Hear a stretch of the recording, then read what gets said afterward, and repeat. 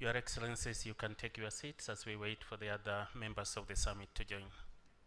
Most welcome.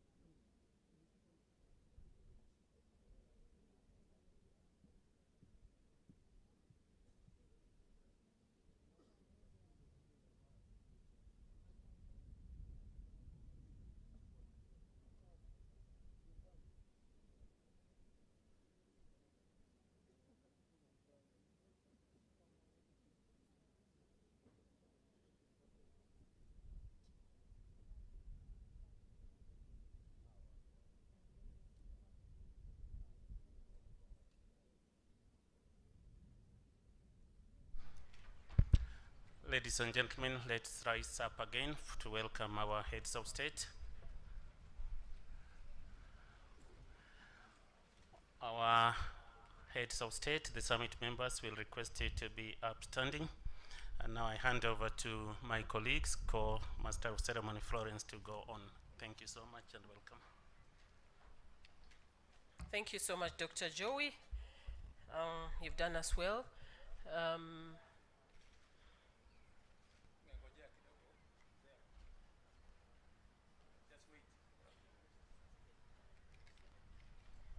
Please let's be seated while we wait for His Excellency, President Museveni.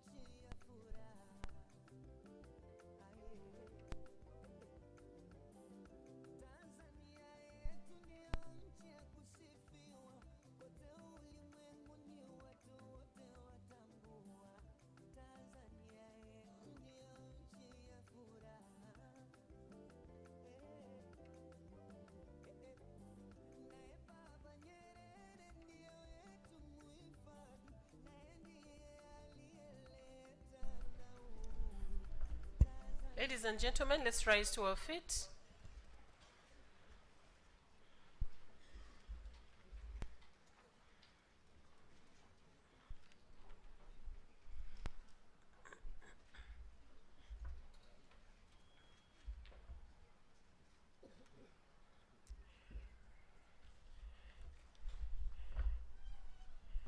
Your Excellencies, you're welcome to the 25th Summit of the EAC Heads of State. May I now invite the band to play for us the EAC anthem and the anthem of the United Republic of Tanzania.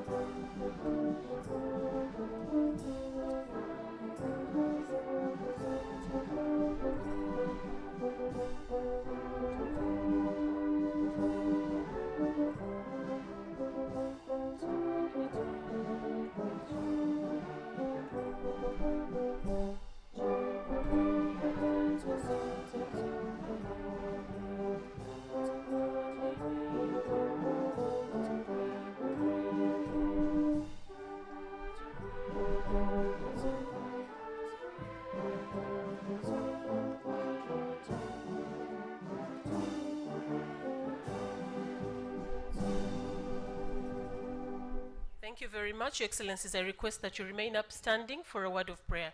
Director Ruth Simba, please come and give us a word of prayer.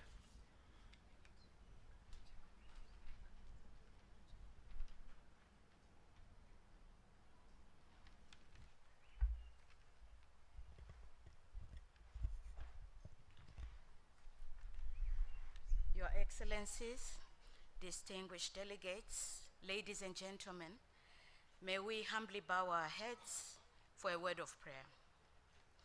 Almighty God, creator of heaven and earth, most merciful and compassionate, we give you thanks for the gift of this day and for the privilege of gathering in service to our community at this meeting of the Summit of Heads of States. We humbly seek your guidance and wisdom as we deliberate on matters of importance to the East African community. Bless this gathering, O Lord. Grant us clarity of mind, integrity of purpose, and the spirit of cooperation as we engage in our discussions. May our deliberations continue to be guided by mutual understanding and a shared commitment to the well-being of our people. Strengthen the bonds of our unity and continue to guide us as we make decisions that advance peace, prosperity, and sustainable development across our region. May the outcomes of this meeting contribute to greater harmony, progress, and integration within the community. We offer this prayer in faith and humility, trusting in you, the most merciful and compassionate God. Amen. Thank you very much, Director Ruth. Your Excellencies, please be seated.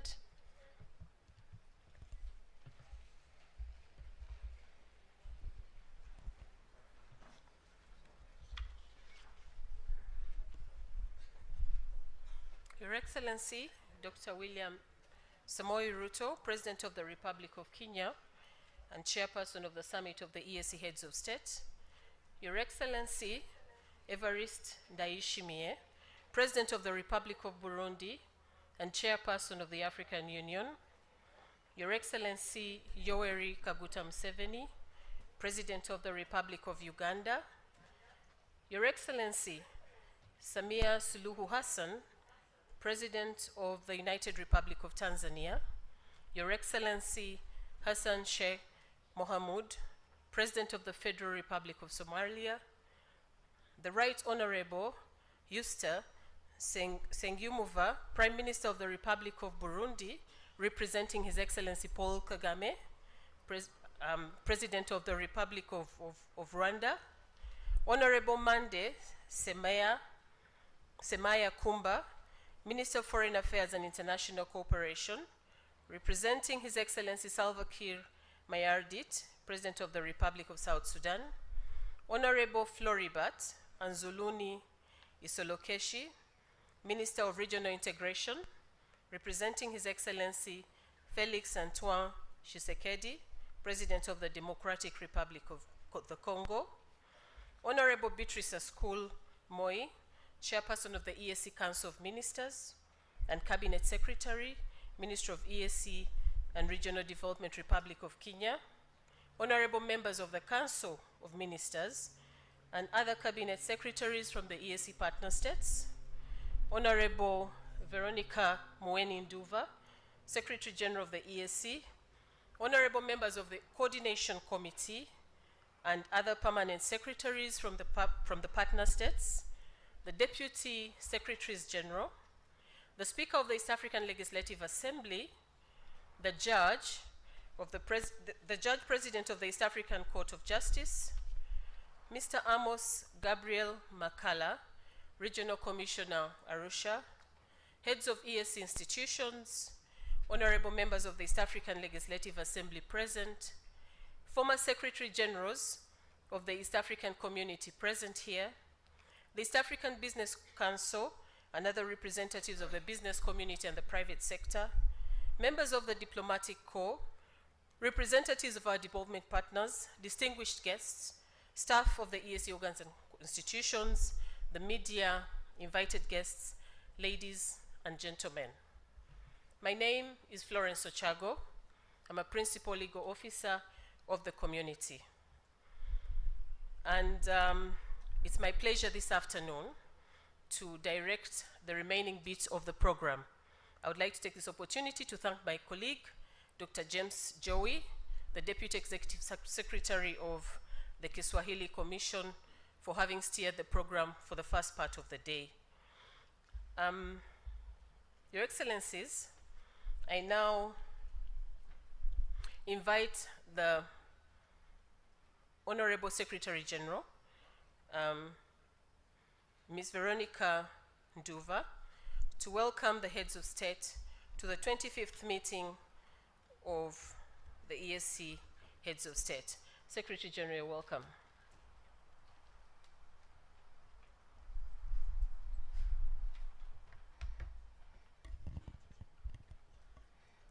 Thank you, Director of Ceremonies. Your Excellencies, it gives me great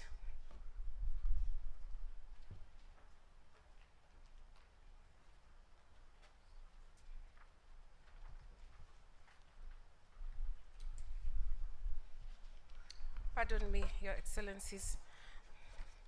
Excellency Dr. William Samoei Ruto, President of the Republic of Kenya and Chairperson of the Summit of EAC Heads of State, His Excellency Evariste Ndayishimiye, President of the Republic of Burundi and Chairperson of the African Union, His Excellency Yoweri Kaguta Museveni, President of the Republic of Uganda, Her Excellency Samia Suluhu Hassan, President of the United Republic of Tanzania, His Excellency Hassan Sheikh Mohamud, President of the Federal Republic of Somalia, Right Honorable Dr. Justin Sangimuya, Prime Minister of the Republic of Rwanda, representing His Excellency Paul Kagame, President of the Republic of Rwanda, Honorable Mande Semaya Kumba, Minister of Foreign Affairs and International Cooperation, representing His Excellency Savakil Mayardit, President of the Republic of South Sudan, Honorable Floribert Anzuluni Isilo Kechi, Minister of Regional Integration, representing His Excellency Feli Antoine Tshisekedi, President of the Democratic Republic of the Congo, Honorable Beatrice Askul Moe, Chairperson of the East African Community Council of Ministers and Cabinet Secretary, Ministry of EAC, ASALS and Regional Development, Republic of Kenya, Honorable members of EAC Council of Ministers and other ministers, cabinet secretaries, attorney generals from the EAC partner states, Honorable members of Coordination Committee, Deputy Secretaries General, Speaker of the East Africa Legislative Assembly and the Judge President, East Africa Court of Justice, Mr. Amos Gabriel Makala, Regional Commissioner, heads of EAC institution, honorable members of YALA, former Secretaries General, all members of Diplomatic Corps, representatives of development partners, distinguished guests, staff of EAC organs and institutions, the media, invited guests, ladies and gentlemen, good afternoon. Your Excellencies, it gives me great pleasure to welcome you to the EAC headquarters here in Arusha, in the United Republic of Tanzania, for the 25th meeting of the Summit of the EAC Heads of State. Karibuni sana, waheshimiwa marais, Ramadan Karim, and happy International Women's Day tomorrow in advance.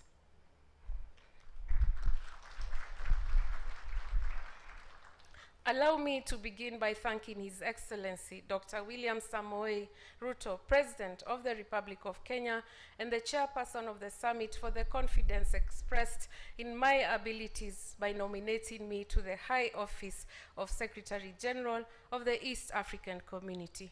Thank you, Your Excellency. Through my appointment, Your Excellencies have set the record for the first woman and the youngest of the 7 to hold the position of Secretary General of the Community. Thank you.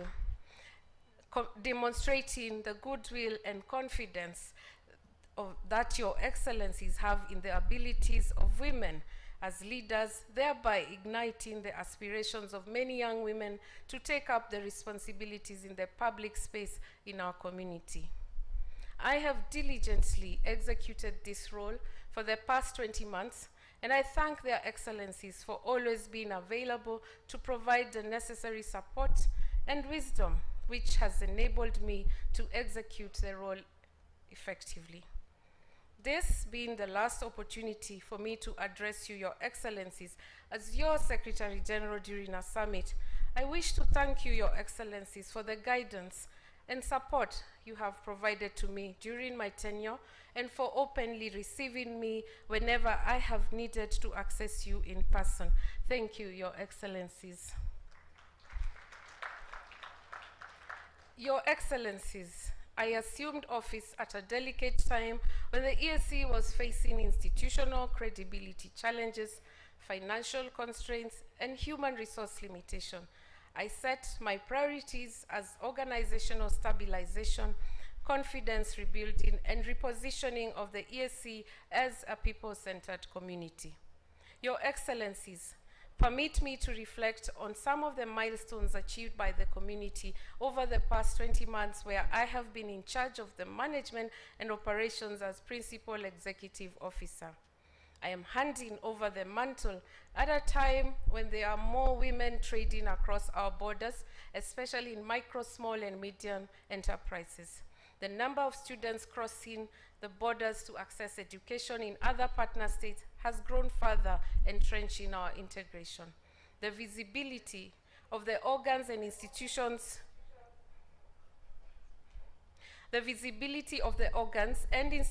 of the community has increased with deliberate efforts to broaden engagements to include the private sector, youth, women, students, and civil society in community discussions.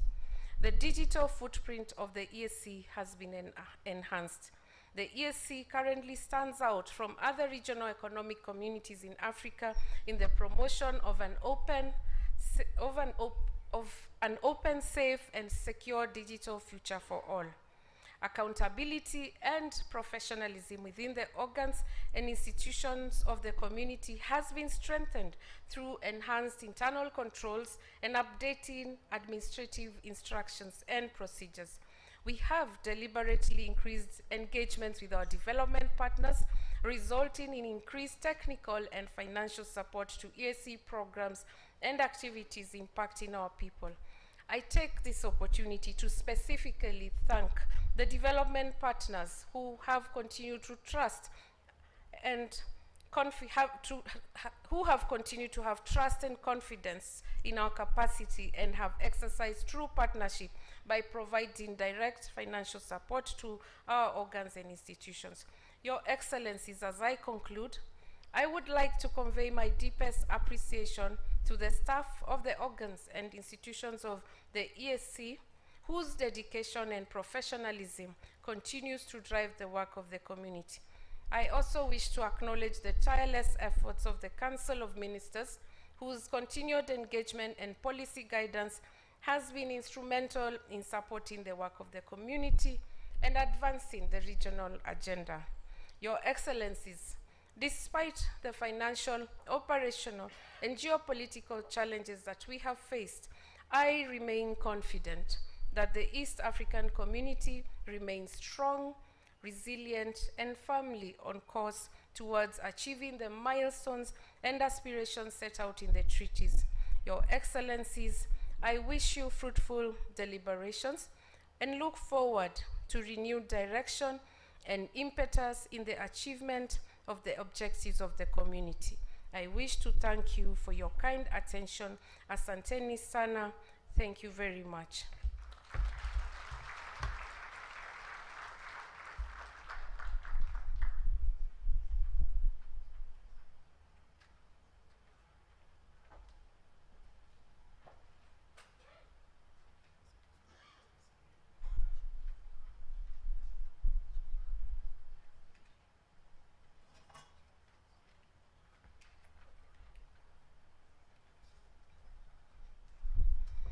Allow me, Your Excellencies, to invite the outgoing chair of the summit to make his remarks.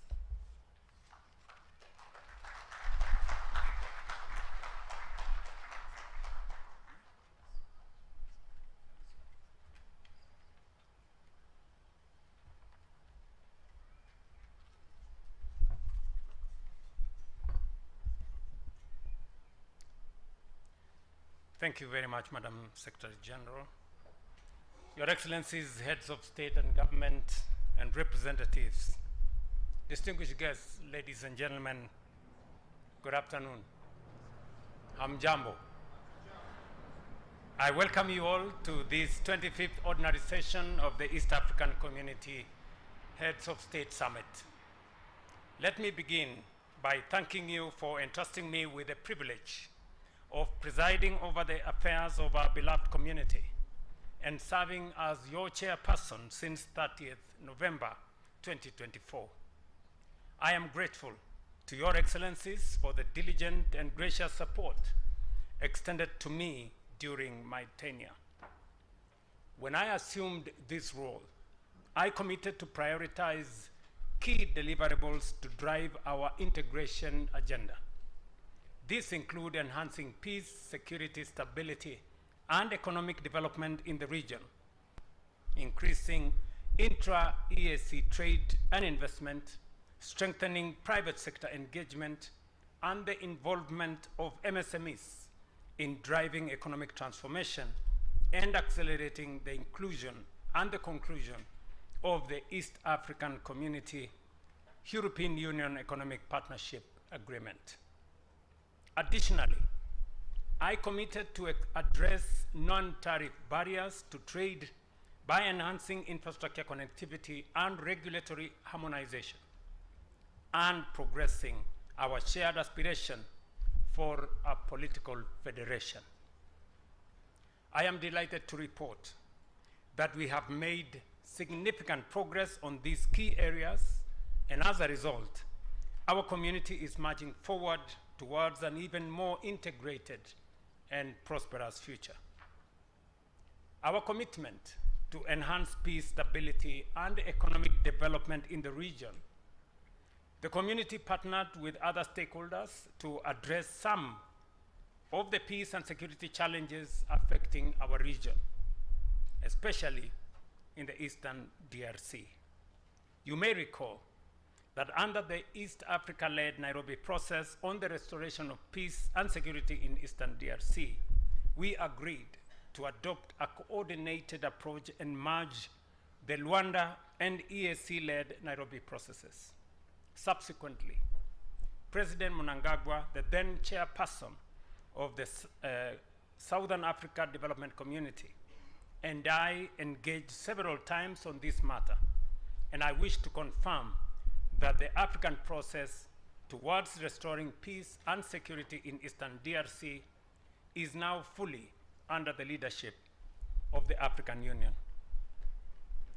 A panel of African facilitators was appointed to support the peace process, and the AU appointed a mediator who presented a progress report on the peace process to the just concluded 39th session of the Africa Union General Assembly that took place in February this year. On our commitment to increase intra-EAC trade and investment, I am pleased to report that trade among partner states has continued to register positive growth, with the value of trade within the region rising by nearly 22% from US dollars 33 billion in 2024 to US dollars 40.3 billion in 2025. By any stretch or measure, that is very commendable progress. Exports from the region grew significantly by 32% to $19.6 billion, while imports rose more moderately by 13% to $20 billion. This has significantly narrowed the region's trade deficit from US dollars 3.4 billion to US dollars 1 billion during the same period. In other words, we are exporting more than we are importing, and we are making progress. I am looking forward in the coming days that in fact we will have a trade surplus with other markets. A key highlight of our meeting today will be the launch of the East African Customs Bond under the Single Customs Territory. The Customs Bond was rolled out by partner states in January 2025 after a successful pilot in the Republic of Uganda. This trade facilitation instrument will enhance customs security to ensure payment of duties and taxes if goods placed under customs control are not properly delivered or accounted for. The launch of this bond is therefore a key milestone in strengthening the implementation of the Single Customs Territory and facilitating the movement of goods across our region. The region also recognized the central role of the private sector and small and medium enterprises as key drivers of economic transformation. In this connection, I wish to report that in November 2025, I presided over the opening ceremony of the 25th East African Community Micro, Small and Medium Enterprise Trade Fair in Nairobi, which attracted over 2,000 participants from all partner states. The event showcased our diversity in creativity and innovation while providing an opportunity for peer learning and job creation amongst our people. Our engagement with the private sector also focused on our shared objective to promote a culture of quality production across all sectors of our economy while enhancing the role of women in regional trade. In 2025, I awarded 14 firms from partner states dealing in agro-processing, logistical services, and steel products with the East African Regional Quality Award and recognized 16 EAC Women Champions in Trade. Your Excellencies, our region remains a key part of the global trading system, and accessing international markets is key to the economic transformation of our community. Our efforts to conclude the Economic Partnership Agreement with the European Union and other trade agreements are therefore essential to ensure fair access to markets for our products. Since our last meeting, the Secretariat of EAC conducted a study among partner states between July and October last year to facilitate an in-depth analysis of the implication of the Economic Partnership Agreement with the European Union. I am happy to report that one of the key recommendations from the study is that there is strong consensus among all partner states to complete the EAC-EU Economic Partnership Agreement. The conclusion of this process will be a key milestone for export performance and supply capacity for our bloc. Ladies and gentlemen, a key obstacle to trade in our region is the ever-evolving non-tariff barriers that continue to hinder effective trade between and among partner states. Eliminating NTBs, enhancing infrastructure connectivity, and regulatory harmonization remain a key priority among my stewardship of the community. I am therefore pleased to inform you that our concerted efforts to eliminate non-tariff barriers have yielded results, with the number of reported barriers declining by about 56% from 61 NTBs in 2024 to 27 NTBs in 2025. I am sure that my successor is going to drive this effort into the future to ensure that we eliminate roadblocks and barriers to trade between our partner states. Further, it is encouraging to note that the community continues to harmonize regulatory frameworks to facilitate implementation of commitments under the Customs Union and the Common Market to support and enhance trade among partner states. As a result, partner states have developed procedures in sanitary and phytosanitary measures, compilation and dissemination of statistics, and common procedures for notification among partner states on national regulatory measures introduced by partner states. I am confident that once these procedures are adopted by the Council, they will further facilitate the fulfillment of our commitments. Significant implementation milestones have been achieved on key arteries, including feasibility study for the Nairobi-Nakuru-Mau Summit Highway in Kenya, the Kampala-Jinja and Jinja-Malaba-Busia-Kisumu Road corridors in Uganda, and the Morogoro-Chalinze section in Tanzania. A market-sounding conference for the Jinja-Malaba-Busia-Kisumu section was held in November 2025. The construction of the Mombasa-Tanga-Bagamoyo Coastal Road has progressed to 62% completion, with 460 kilometers of the 720 stretch already operational, opening new economic corridors and reducing transit time for cargo by 40%. In a similar trajectory, the rail transportation sector has witnessed remarkable transformation.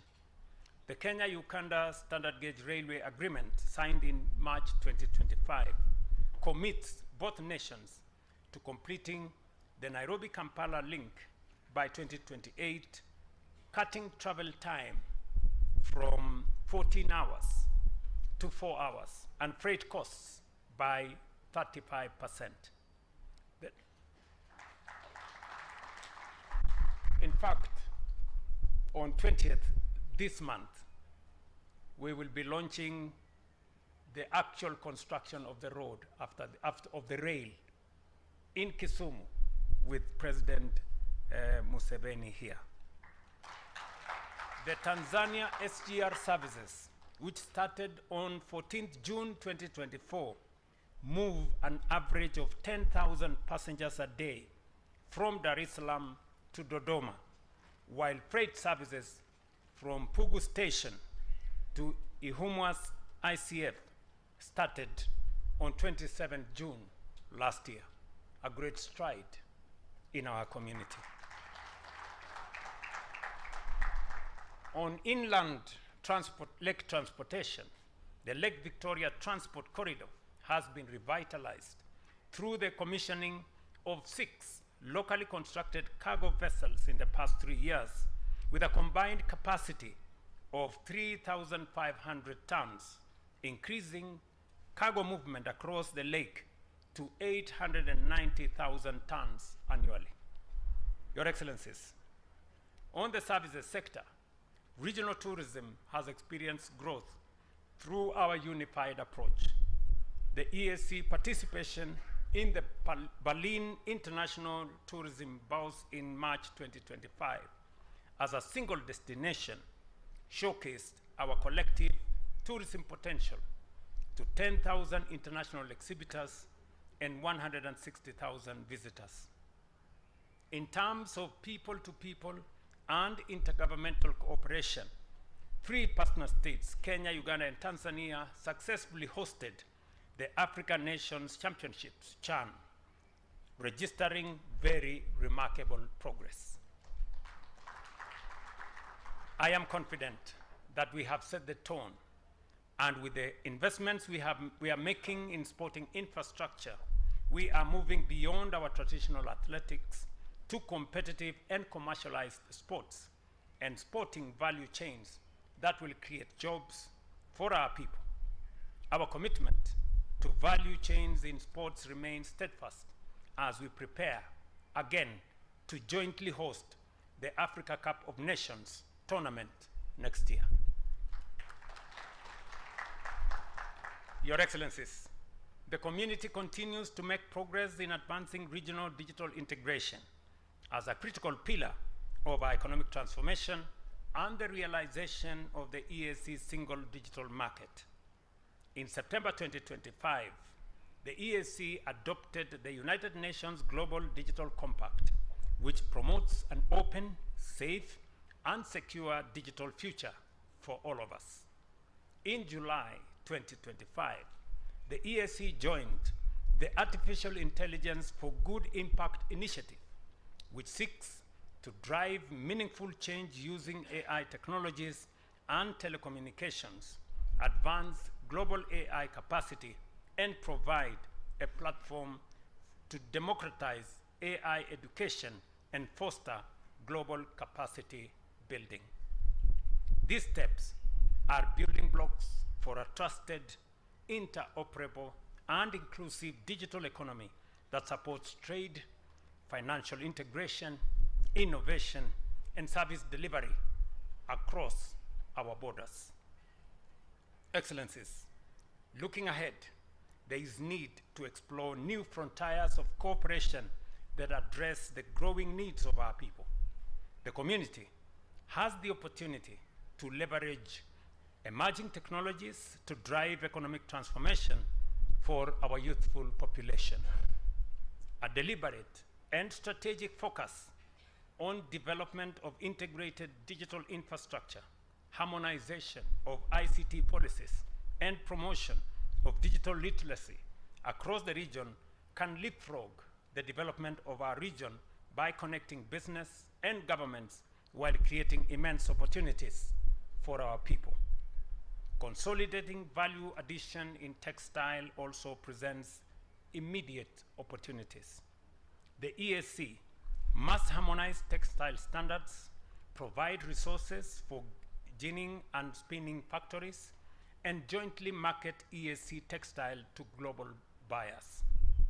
The European, Asian, and African markets offer combined opportunities worth $6.8 billion annually if we position ourselves strategically. Ladies and gentlemen, the achievements we have recorded over the past year demonstrate that the EAC is capable of delivering transformative change when we work together with unity of purpose and clarity of vision.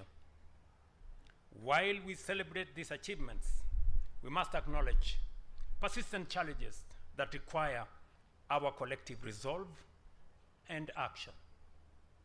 Delayed and non-remittance of statutory contributions to the EAC budget continue to hamper our ability to implement development projects and fulfill our collective commitment.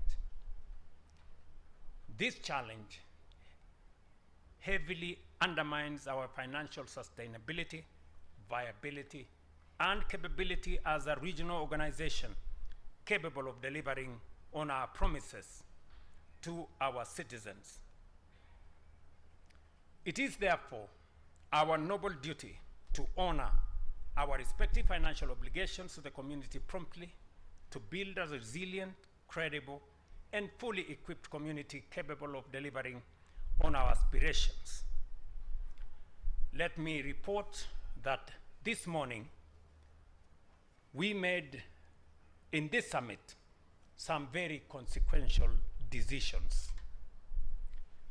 This morning we took the decision that going forward to make contributions to this community fair and equitable. The countries that have bigger economies and benefit more from the community should pay more.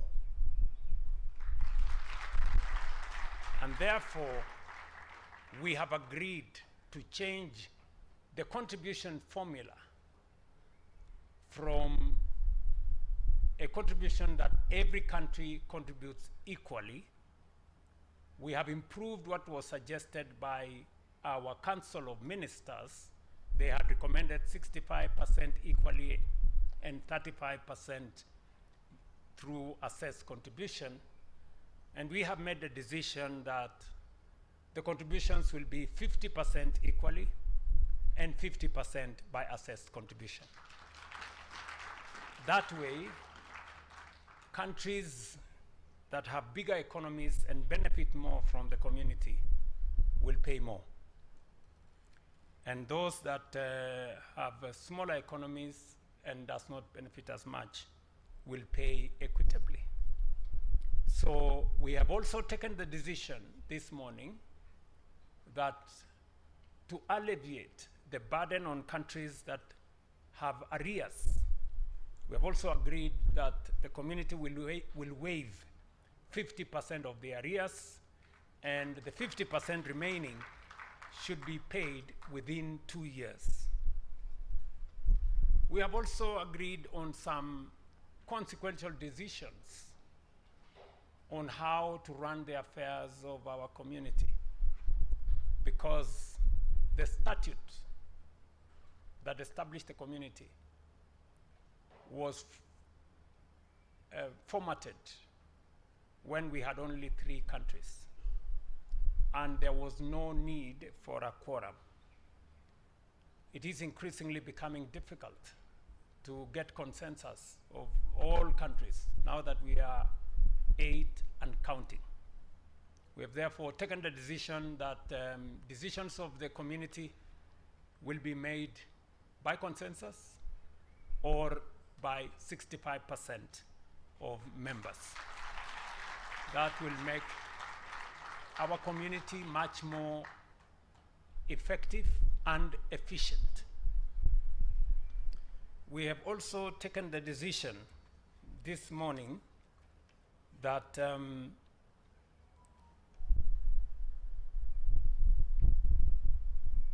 members of our East African Legislative Assembly representing different countries, who today spend almost 30% of the budget of EAC, from the next parliament, after next year, after the new parliament, the new EAC, East African Legislative Assembly Parliament, the salaries of members of parliament will be paid by their respective parliaments.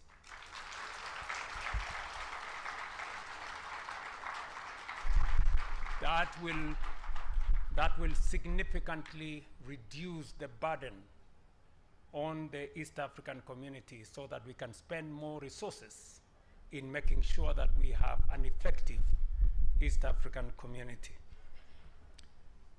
Only allowances of members of parliament, therefore, will be paid by the EAC whenever they do their business, but salaries will be paid by their individual countries.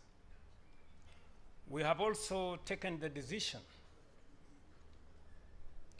because I said that we have taken some very consequential decisions today, that the 5 senior positions in EAC, Secretary General, Speaker, President of the Court, and the 2 Deputy Secretary Generals, countries nominating individuals to these positions must have ratified the treaty, must have done all the requirements of the treaty,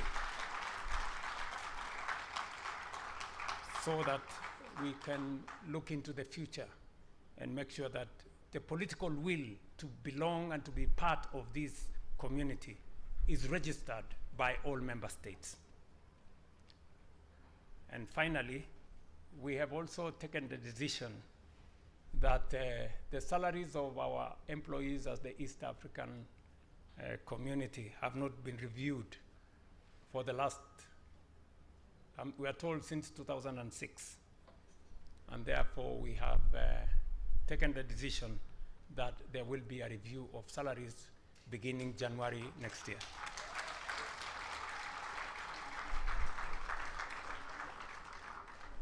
And we have given one assignment.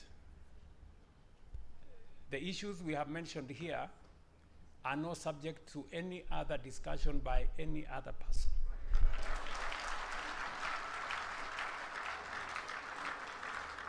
They are the decision. They are the decisions of the summit.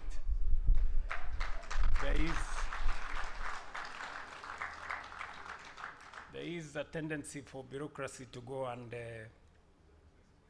massage some of the decisions we've made. And we have said the new formula should apply from, the new formula for contribution should apply from July this year. So,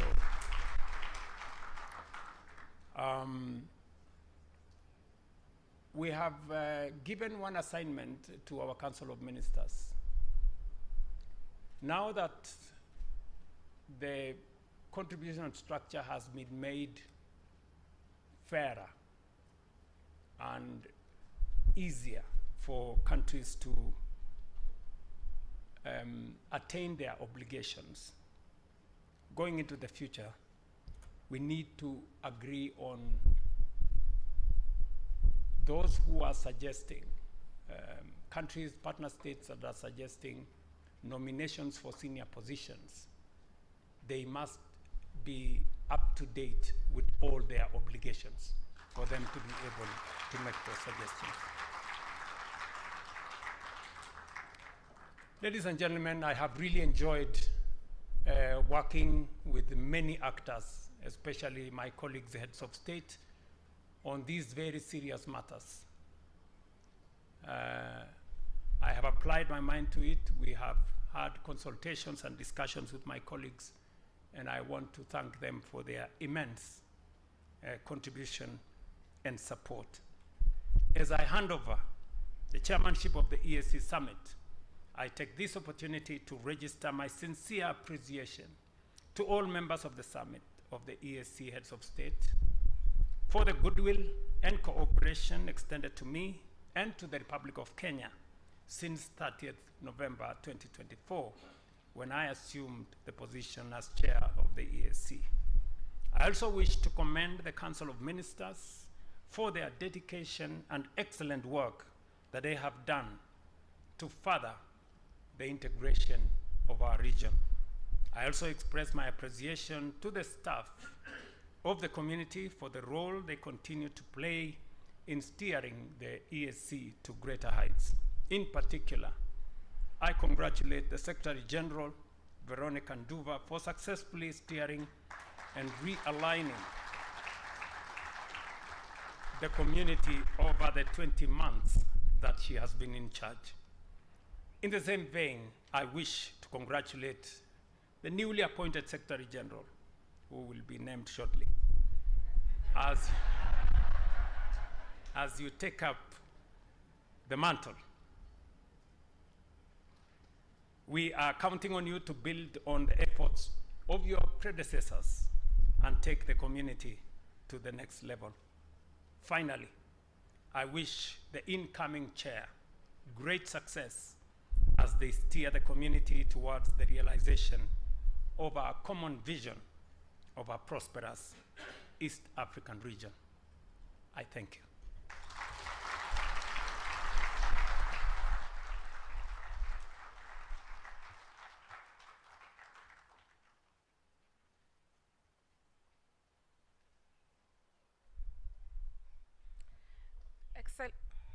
Excellencies, as you are aware, one of the items during the closed session was the change of bureau. I now invite the outgoing chair to announce the incoming chair. Your Excellencies, invited guests, all protocols observed, Article 12.2 of the treaty provides that the office of the chairperson is held in rotation for a year. During the closed session of the summit, the heads of state have decided that the Republic of Uganda assumes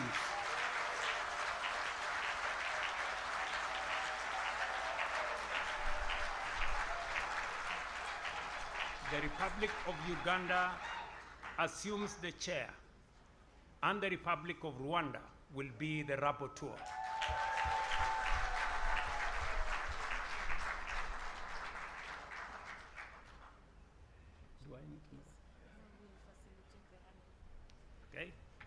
So I think we will now facilitate the handover so that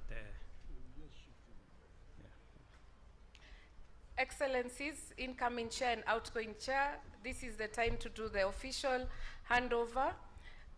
You will hand over the gavel to the incoming chair, and the chair of the EAC Summit of Heads of State, His Excellency Yoweri Kaguta Museveni, will assume the position of the chair. Congratulations, Your Excellency.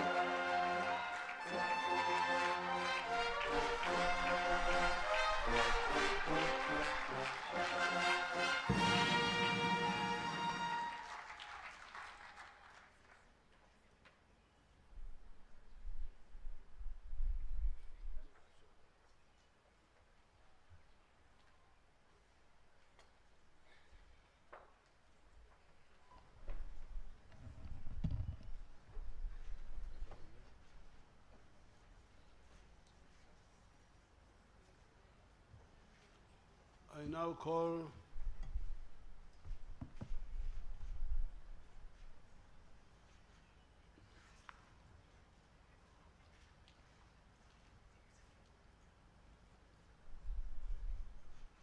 Excellencies, good afternoon. I'm honored to warmly welcome you to this plenary session of the 25th Ordinary Summit of the EAC. I thank you for finding time to come to Arusha. Permit me now to call this plenary session of our meeting to order.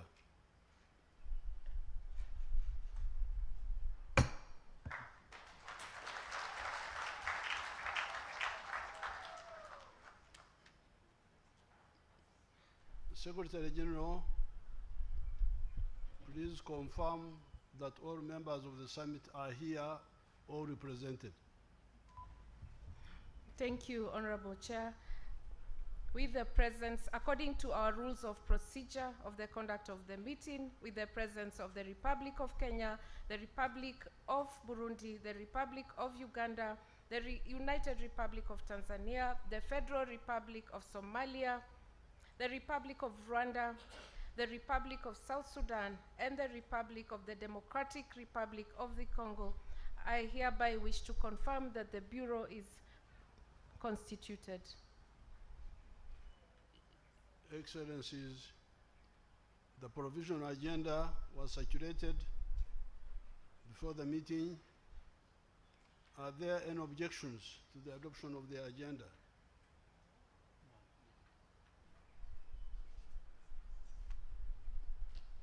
Therefore, the agenda is adopted.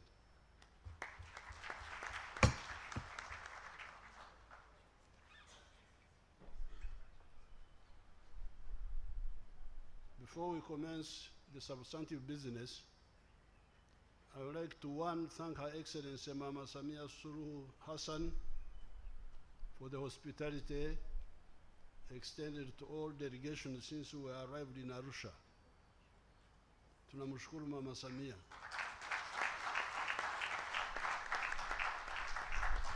Kwa kutupokea vizuri.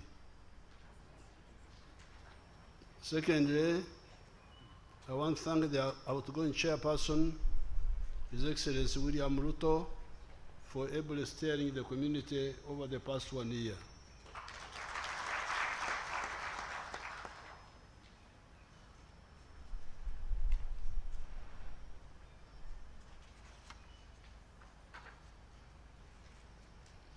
Excellencies, I now invite the chairperson of the East African Council of Ministers to present to the summit the report of the Council of Ministers.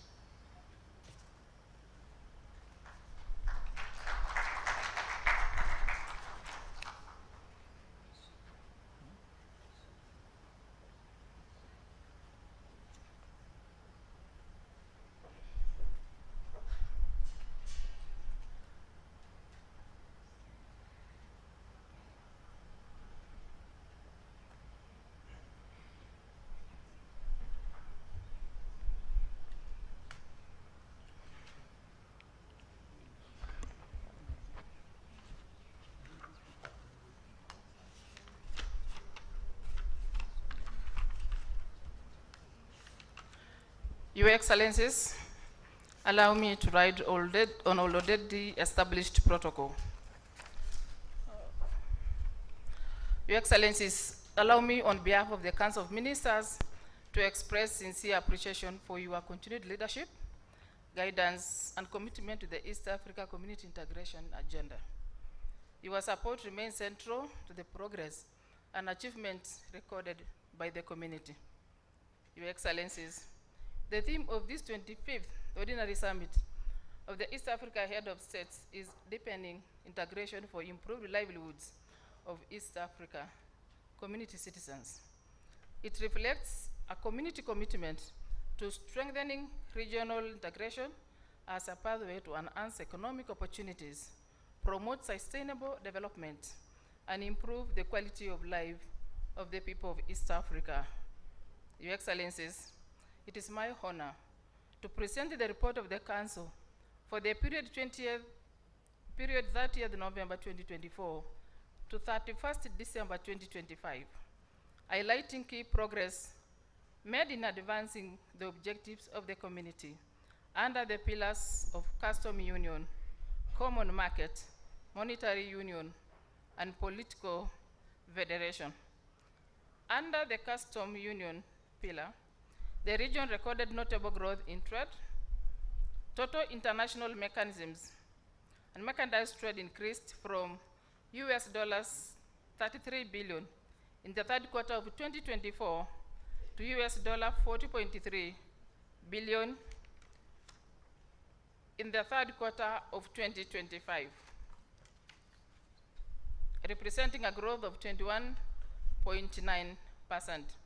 Export grew by 32.3%, while imports increased by 13.3%, significantly reducing the regional trade deficit. Intra-EAC trade also expanded by 15%, increasing from the US $4.2 billion to US $4.8 billion during the same period, reflecting a continued efforts by the partner states to promote regional trade. Trade with the rest of Africa also increased, accounting for 32.2% of the community total trade during the same under review. Progress was also recorded in the implementation of the single custom territory, including the rollout of East Africa Custom Bond, which Your Excellencies are launching today. Once fully operational, the regional bond system is expected to release close to US $2 billion in previously tied up working capital, while significantly reducing administrative costs associated with multiple national bond regimes. This will reduce the cost of doing business and enhance efficiency in regional trade. Efforts to eliminate non-tariff barriers also continued through established regional mechanisms, which resulted into elimination of 35 reported NTBs. At the regional and continental level, the community continued to strengthen its engagement in broader trade integration initiatives. The EAC assumed the chairmanship of the COMESA EAC ZADAC tripartite task force and is currently leading preparations for the tripartite summit, which will be hosted by East Africa Community Kenya later this year. Your Excellencies, under the common market pillar, the community continues to implement programs to strengthen enterprise development, improve the investment climate, and promote regional connectivity. The 25th EAC Macro Small Media Enterprise Trade Fair, held in Nairobi from 5th to 16th November 2025, brought together over 2,000 exhibitors from across the partner states, creating significant opportunities for cross-border trade and enterprise partnership.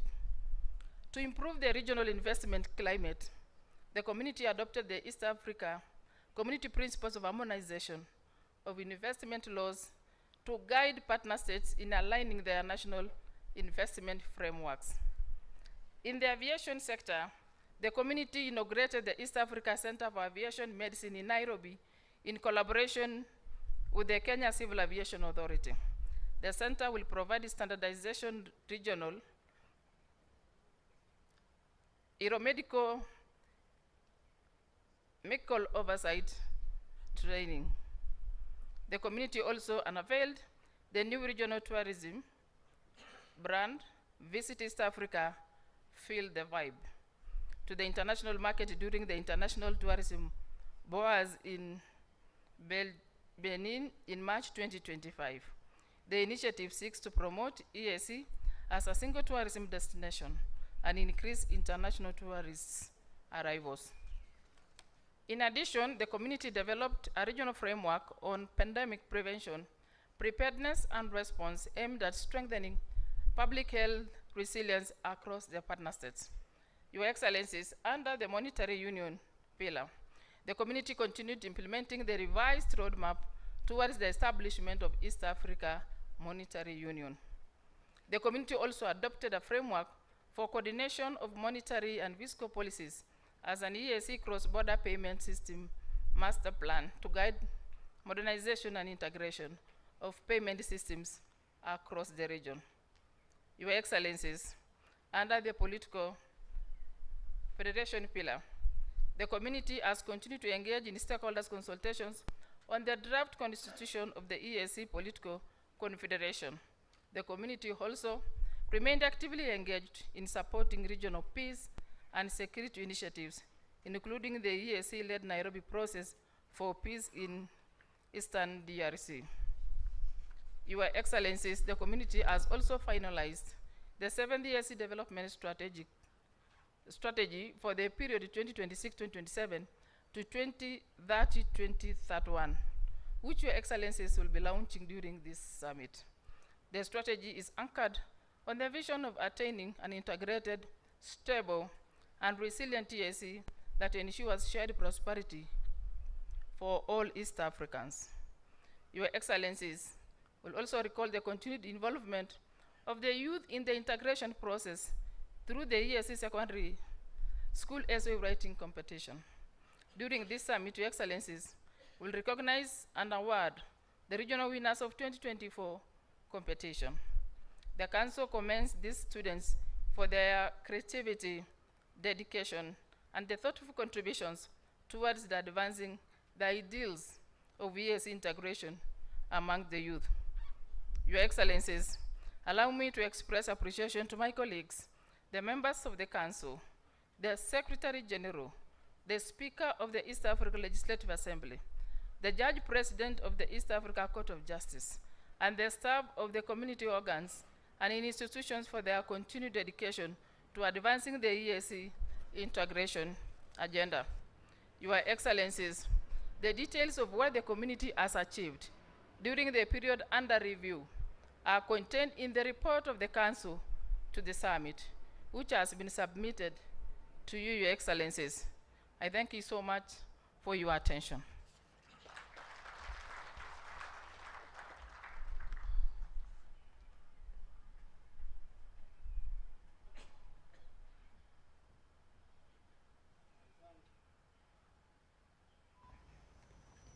I thank the Minister for her statement. Excellencies, I now invite you to make comments, if any, on the report of the Council. Any comment? No comment, so the report is adopted.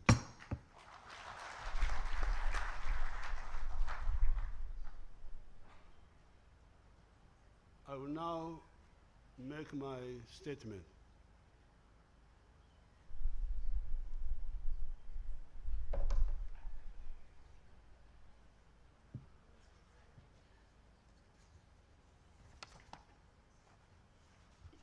Your Excellencies, heads of state of the East African community, the delegation leaders, the Secretary General, members of the diplomatic corps, ladies and gentlemen, greetings from the people of Uganda. Thanks for electing me to chair the East African Community Authority for the next 1 year. At this point in history, and given my 65 years of either watching closely or being right in the center of events on our much troubled continent, I feel compelled to use this occasion to bring up the issue of Okonesa, Okufubia, miscooking the African Revolution. Okonesa, Kufubia in our languages of the lakes, is a process where the food is not properly or consistently cooked by not applying the necessary heat for the necessary duration, and it ends up being undercooked. Kukona, kufuba. I don't know how they say it in Swahili. You'll give me the Swahili word. The food does not kusia. Kusia is our word there, meaning kuiva. Chakula haiwivi vizuri. The food does not get properly cooked. It becomes emkone. Emkone is the food which is undercooked and you cannot sort it out. It then becomes difficult to cook properly because the insufficient heat initially applied has cooked the food in the wrong direction. The option then is to throw away that food and cook another quantity of food. I have attached a note to this speech from our scientists describing this process, which we the Wananchi simply call Konesa, Kufubia, but it's actually science. It is actually science. By 1900, the whole of the African continent had been colonized, except for Ethiopia, which had defeated the Italian imperialists in 1896 at Adowa. This was squarely the fault of the African chiefs and kings who had watched the slow encroachment of these European invaders right from the time when the Ottoman Turks captured Constantinople, Istanbul, in 1453, closing the overland route to Asia for Europe, pioneered by Marco Polo around the years 1271 to 1295. While the Europeans were rightly looking for an alternative route to the east by going around our massive continent, they became slave traders and colonialists when they discovered the weaknesses created by our kings. Our kings were oppressing the people, fighting one another instead of cooperating, failed to adopt new scientific knowledge, e.g. gunpowder. The Europeans invented gunpowder when our kings were here just running around with spears.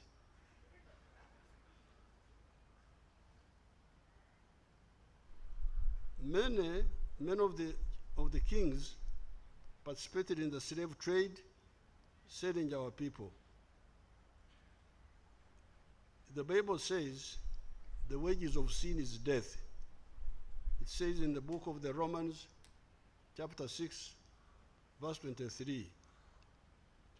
And somewhere else the Bible says, whatever a man sows, that's what he reaps. It says in the book of the Galatians, chapter 6, verse 7 to 8. By 1900, all those African kings were either dead or captured or had capitulated to subservience. They had squandered the time when they could have done the necessary changes to immunize us against domination.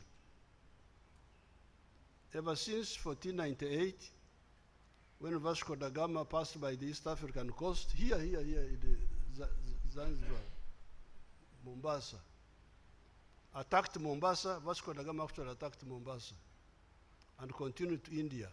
It was a whole 402 years wasted. Those kings wasted 402 years no scientific innovation, no unit among themselves, etc. They paid for their mistakes. Kabarega, our kings there in Uganda, Mwanga, Chetwayo, the one in South Africa, even here Mkwawa, I don't know whether he was captured or what. He tried to fight, etc. were either dead or captured. Unfortunately, the whole of Africa also paid for having slaves torn away from their country, freedom hijacked, resources stolen, etc. Africa, by 1900, was facing a catastrophe. Some of the people that were colonized in Latin America, North America, Australia, were exterminated, or only very few of them are still surviving, and their lands were taken over by other people. However, while the leadership of Africa has been problematic for centuries, the populations are tough, hardworking, and wealth creators for millennia. Unlike the American Indians or Aboriginal Australians, we died during the colonial aggression, but did not perish.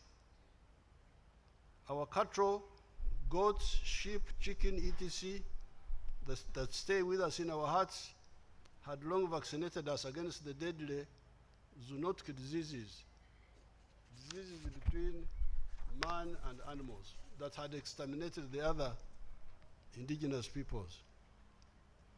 That gave opportunity for new and more potent forces to emerge and become the vanguard of the African resistance. Who were these who resisted? There were two clusters initially. The African-American Pan-Africanists in the persons of W.B. Du Bois, Marcus Garvey, Pademore, etc., and the African National Congress of South Africa that was founded in 1912. The Historical Mission now for the black race and the other colonized peoples was liberation against imperialists through the worldwide anti-colonial movement. In the case of Africa, the historical missions were liberation, ukombozi, uhuru, modernization, creation of prosperity, and provision of strategic security against all threats. How were we to achieve this? Uhuru na umoja, freedom and unity. Unity, freedom would enable us to control our destiny again. Umoja would enable us to address the issue of prosperity and strategic security. How was prosperity to be achieved, and how is it achieved in other countries? With modern economics, prosperity is achieved through the production and sale of the goods or services that one is capable of producing. To sell, however, you need markets. Producers need buyers to succeed. Producers need buyers to succeed. The more buyers you have, the more prosperous you become. This is where economic integration of East Africa and the whole of Africa comes in. If we do not work on this seriously and without wasting time, we betray our people. We connoisseur the African Revolution, miscooking it. The next question is the issue of strategic security against all possible threats. If we do not understand that, we again betray Africa. Strategic security can only come, in my view, from political integration. Why? Political integration through the creation of the regional federations where possible rationalizes the geography of the defended zone so that we are able to be present in the four spheres of the universe. Four spheres of the universe: land defenses, air defenses, defenses at sea, the navy, and defenses in space. Apart from rationalizing the geography of the defended area, you need necessary muscle, size of land, natural resources, and population. As we speak today, only 4 countries have been to the moon. These are the USA, China, Russia, and India. There are a number of highly developed countries, but they have not been able to land on the moon. They are still here with us also.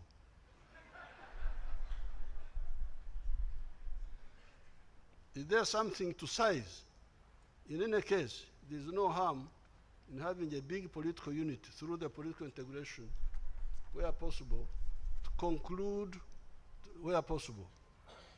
To conclude this short statement, we need to answer the following questions. These are, if we do not create a big market, how do we intend to encourage and support the wealth creators in the respective countries?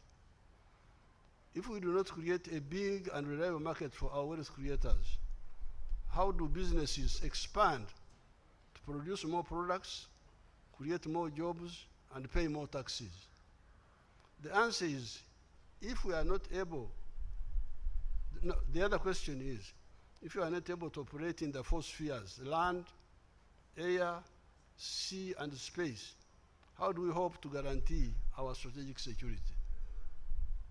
Somebody is on the moon looking at you, you don't see him, how do you protect yourself?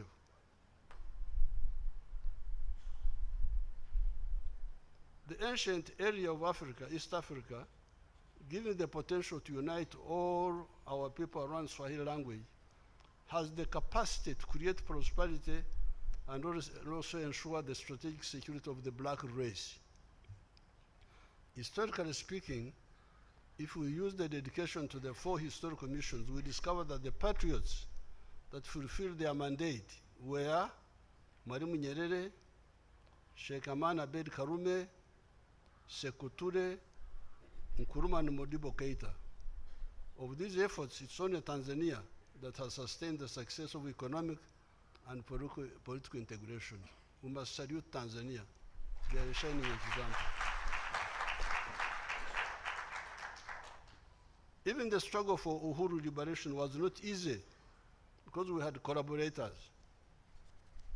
However, mainly because of the combination of the African resistance, ANC of South Africa, the Mau Mau in Kenya, etc., the global anti-colonial movement in Asia and Latin America, the emergence of the socialist camp following the victories of the communists in Russia and China, and the imperialists weakening themselves with their inter-imperialist wars of 1914, 1918, 1939, 1945. By 1963, a total of 36 countries had got independence in Africa. There was, however, another 20 or so where the imperialists were determined not to surrender. These were Mozambique, Zimbabwe, Angola, Namibia, etc. Some of the countries were on the road to independence, e.g. Kenya and Zambia, but not the others. Literal Portugal was saying that Mozambique, Angola, Guinea-Bissau, etc. were not colonies, but overseas provinces of Portugal. In quotes, imagine. Literal Portugal was saying that Mozambique is an overseas province of Portugal. And that the black Africans can become black Portuguese assimilados by forgetting their culture. While at the OAU conference of 1963 in Addis Ababa, Africa had declared that the whole Africa must be free either by peace or by war, it was only a few countries led by Tanzania under the leadership of Mwalimu that really stood by the freedom fighters. Others were Zambia, Botswana, Guinea-Conakry, Algeria, Ghana under Nkrumah, and Egypt under Nasser. On account of the resistance movements, support of these Pan-Africanists, the socialist countries, and some democratic groups in the West, by 1994, the whole of Africa was free with the majority ruling South Africa. So by 1994, we had spent a whole century trying to liberate Africa from these invaders. And the last country to be free was South Africa in 1994. I'm glad to say that although the revolutionaries in Uganda arrived on the scene late, from 1989, we were able to give serious support to the ANC of South Africa and the PSC in the form of military training, logistics, educational opportunities, etc. Africa had therefore, as the century of shame for African continent, where the whole of it had been colonized and a half a millennium of plunder by the European and Arabs with the slave trade, come to an end, become free. Africa had become free. Uhuru, freedom had come. The question was, where is Umoja? Because you remember, it was Uhuru na Umoja. Uhuru came. Now the question was, where is Umoja? Umoja, for economic prosperity, through economic integration, in order to create big markets to support the efforts of the African wealth creators, and Umoja for political integration, where possible, to create strategic security for the black race on land, in the air, at sea, and in space. Yes, some of the efforts for economic integration have moved. I worked with Mzee Moi, Mzee Mwinyi, Mzee Mkapa to revive the East African community. You remember this community had broken up. So when we came into government, immediately we started working with Mzee Moi, Mzee Mwinyi, later on Mkapa. We brought it back, 1999. I salute Rwanda, Burundi, South Sudan, Somalia, and the Democratic Republic of Congo for joining the East African community. Let us fully implement the charter of the East African community and the roadmap, as His Excellency Mr. President Ruto was reporting. How about COMESA and the CFTA, the Continental Free Trade Area? Some actors seem to treat this integration as optional. In my view, I have always heard that it is mandatory to unite or risk perpetual marginalization. How about political integration? In the case of East Africa, we the Pan-Africanists have never relented. Ever since the student days in the 1960s, we have been struggling for that integration, supporting our elder Pan-Africanists, Mwalimu Nyerere, Abeid Karume, Kenneth Kaunda, Arap Moi, etc. With Mzee Kibaki, Mzee Mkapa, President Kagame, President Nkurunziza, we called for the fast tracking of the federation in the year 2014.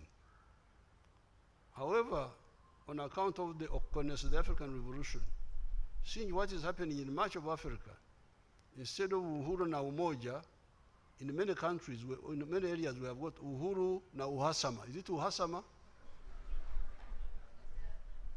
Uhasama is correct. Discord. Discord. Yeah. Mnaona Kiswahili changu? Msinichezee.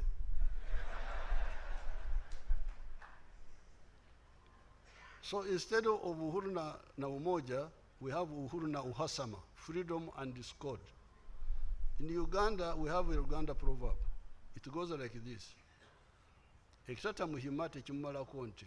In English, it means that if a muhima, one of the tribes in Uganda, does not die, even if he loses cattle, on account of his dedication to cattle keeping, he will do everything possible to get new cattle.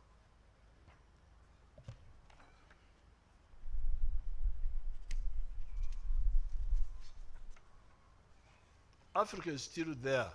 Although we have lost opportunities, but we can catch up.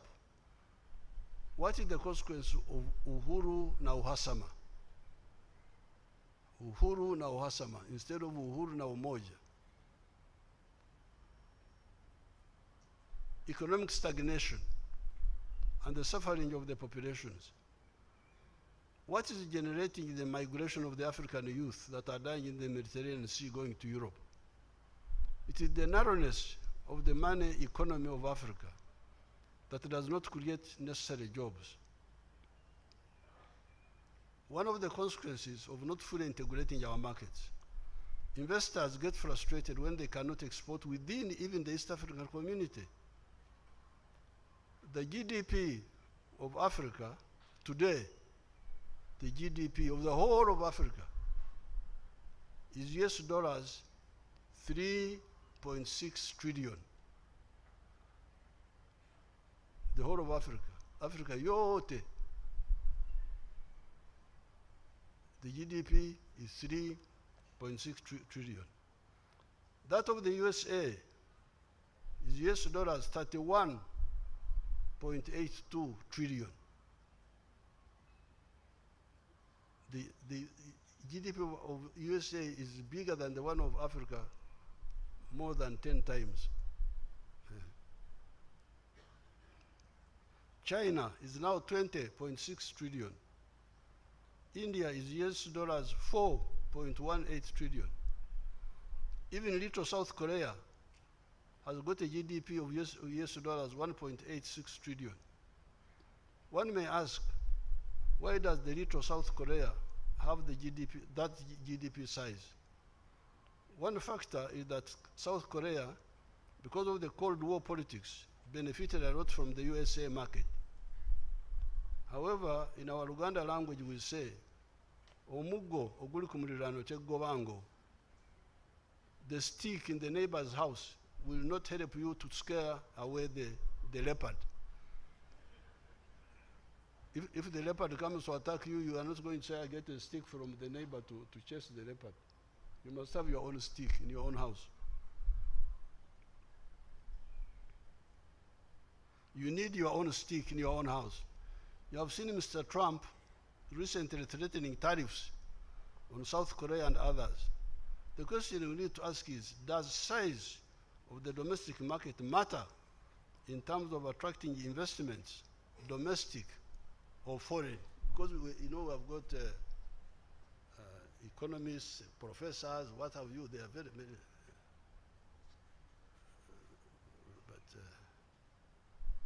I think the size of the market matters. The size of your market matters. Why? China opened up its economy in 1978,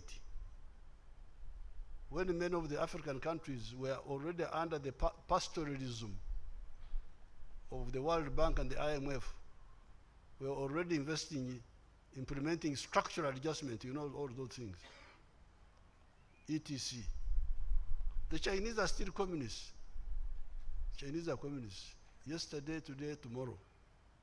Yet the economy has attracted US dollars 2.7 trillion from outside since 1978.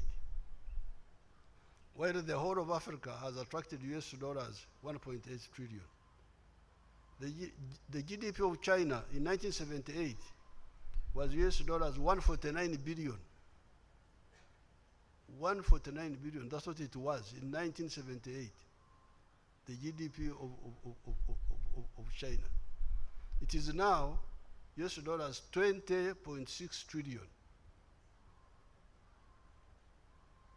India opened up in the year 1991.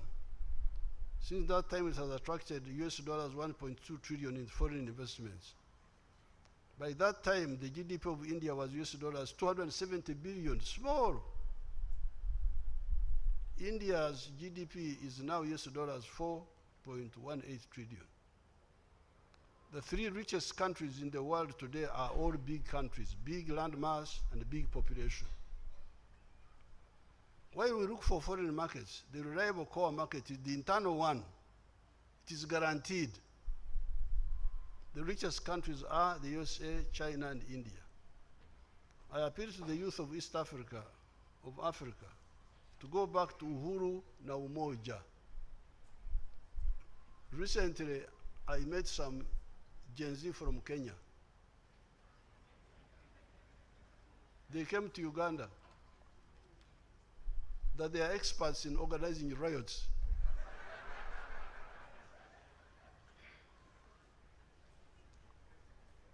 And they had come to Uganda to give technical support.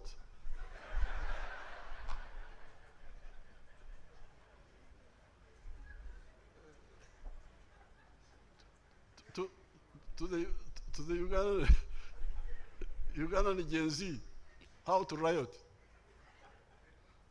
But some among the Ugandans said, but you people, why don't we go and see this old man? So these children came. The ones from Uganda and from Kenya, they came. Said, we are experts in riots. I said, okay, I can join you. But what are we rioting for? They said corruption, what? I said, okay, but even if there was no corruption, if you don't address the issues of structure, if you have got a small market, even if there is no corruption, how will the economy expand? So I said, why don't you go and talk about East African issues? So I told His Excellency, I am here with your Gen Z. So I gave them some transport and they went back.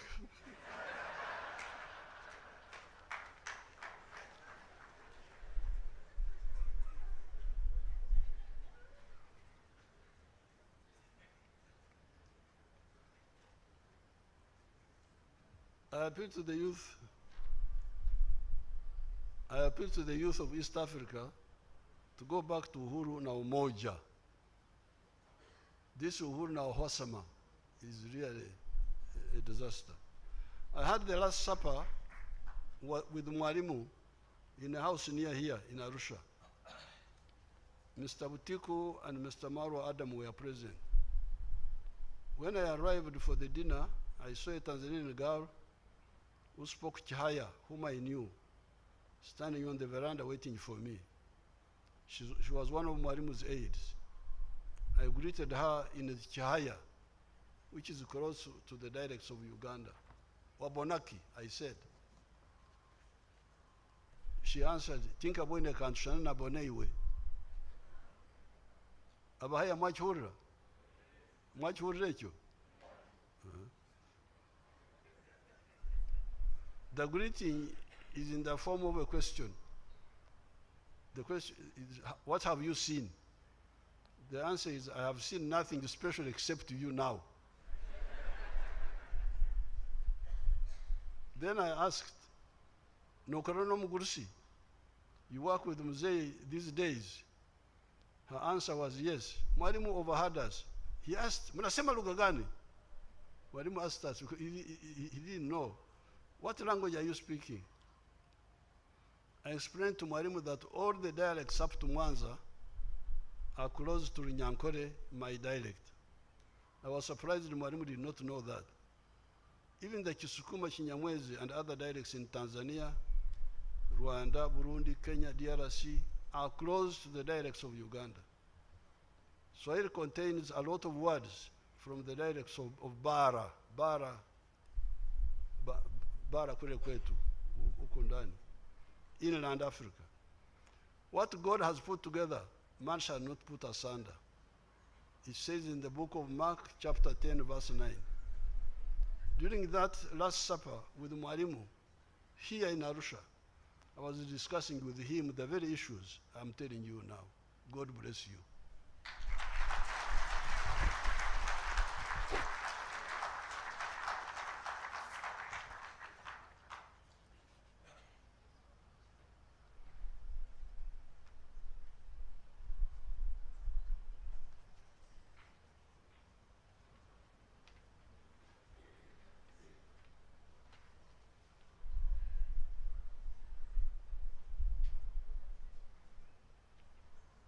Excellencies, permit me, I will handle agenda items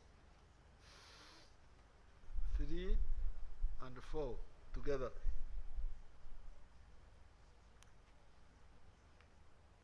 Excellencies, you record that during our closed session, the heads of state appointed a Secretary General for the East African Community and the judges of the Court of Justice. We now proceed to witness the swearing in of the appointed persons.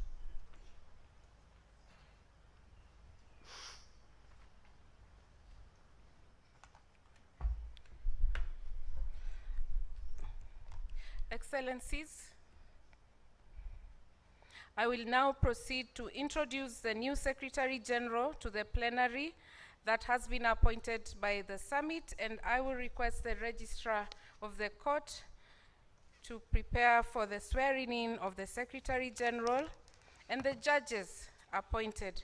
Her Worship, the acting registrar, Christine, be on standby to administer the oath of allegiance and oath of secrecy for the Secretary General and the judicial oath for the judges in that order. Excellencies, I will introduce the person that you have appointed to this plenary. He was born on 12th August 1968 in Kinondoni, Dar es Salaam.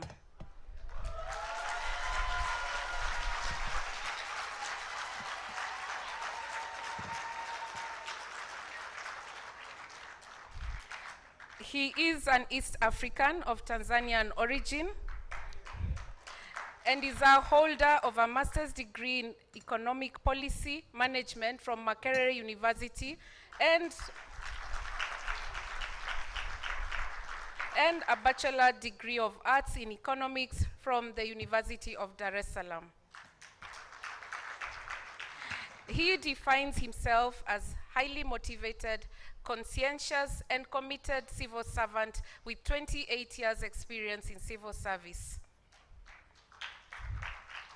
The incoming Secretary General is well vested with a wealth of knowledge and experience on EAC integration, capacity building, with results of 19 years engagement on it. He has been steering the Tanzanian delegation in the Coordination Committee, meeting of senior officials of the EAC Council of Ministers, meeting of the EAC Sectoral Council at senior officials levels, leading Tanzanian experts in EAC technical meetings ranging from political, peace, security, finance, and administration initiatives, among others. During his 19 years of engagement in EAC activities, he has actively participated in negotiations of various legal and policy instruments as team member or leader of Tanzania delegation. At national level, he coordinates public and private sectors institutions participating in EAC meetings, as well as implementation of summit council sectoral decisions and directives in Tanzania. He boasts of his financial and human resource management skills and management team leader, director, and accounting officer, where at the ministry, clean audit certificates have been received for consecutive last 4 years. With your permission, Excellencies, allow me to ask Ambassador Stephen Patrick Bundi to stand up.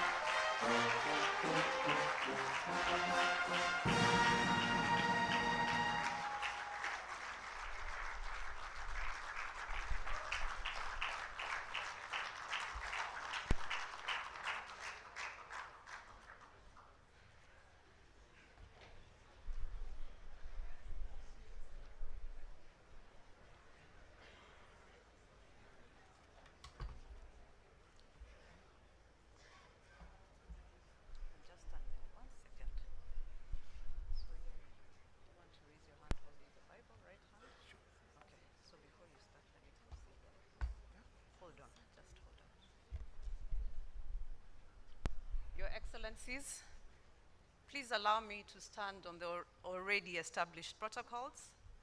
Article 67 of the Treaty for the Establishment of the East African Community provides that the Secretary General shall be appointed by the summit upon nomination by the relevant heads of state.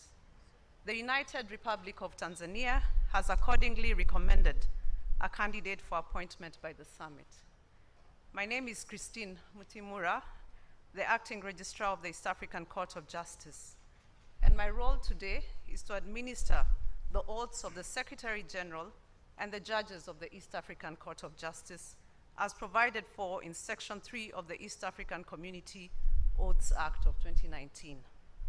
Your Excellencies, the Secretary General and the judges shall take 2 oaths, the oath of allegiance and the oath of secrecy.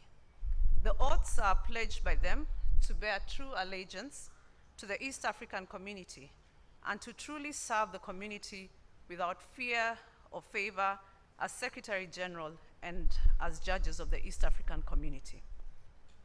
Allow me now, Your Excellencies, to proceed with the administering of the oaths of the incoming Secretary General from the United Republic of Tanzania, Mr. Stephen Patrick Mbundi.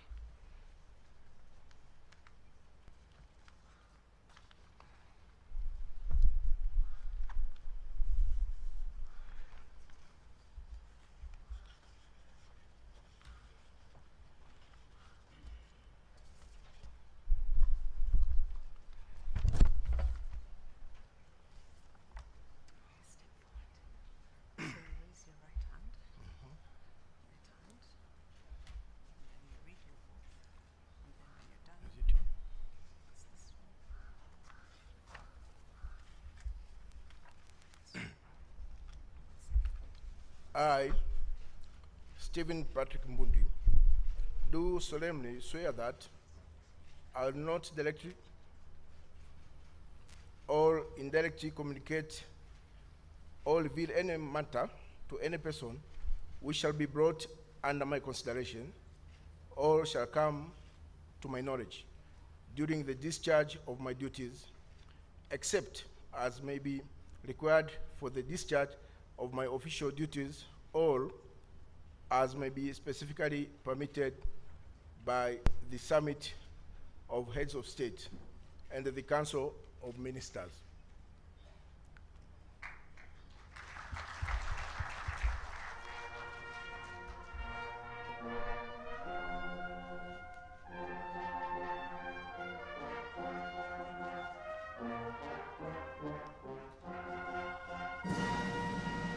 So help me God.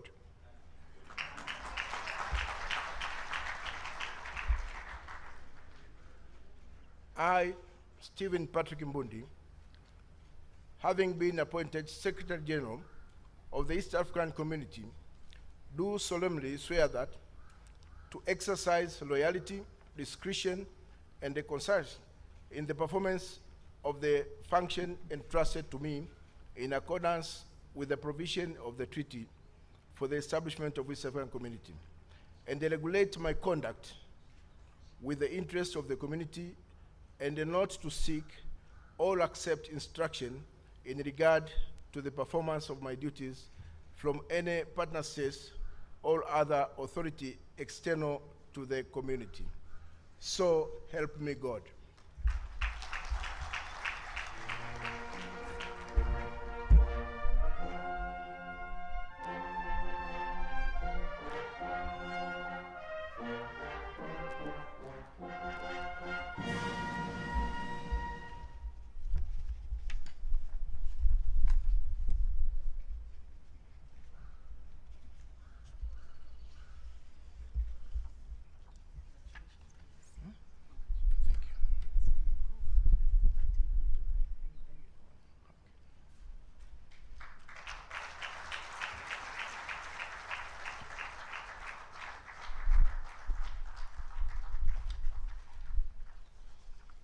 Secretary General, hello. Njoo upate baraka.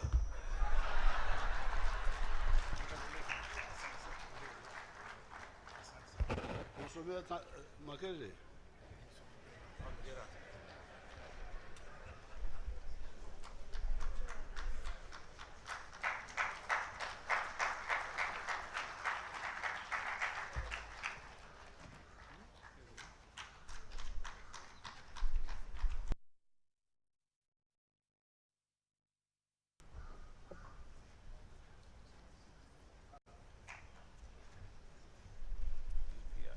Your Excellencies, Article 24.1 of the Treaty for the Establishment of the East African Community provides that the summit shall appoint judges, persons recommended by their partner states who have proven integrity, impartiality, and independence and who fulfill the conditions required in their own countries for holding of such high judicial office, or who are jurists of recognized competence in their respective partner states.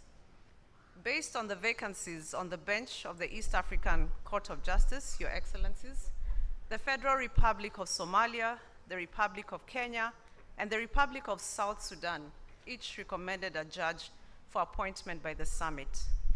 Your Excellencies, please allow me to now introduce to you the first judge who shall be taking his oath today. And I request him to please come forward as I speak more on him. Advocate Abdiwahid Wasame Abdullahi from the Federal Republic of Somalia.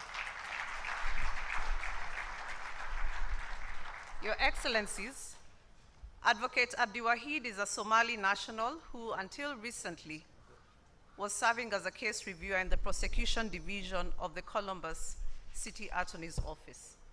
He's a holder of various qualifications, including a Master of Laws in Comparative and Constitutional Law from Ohio State University.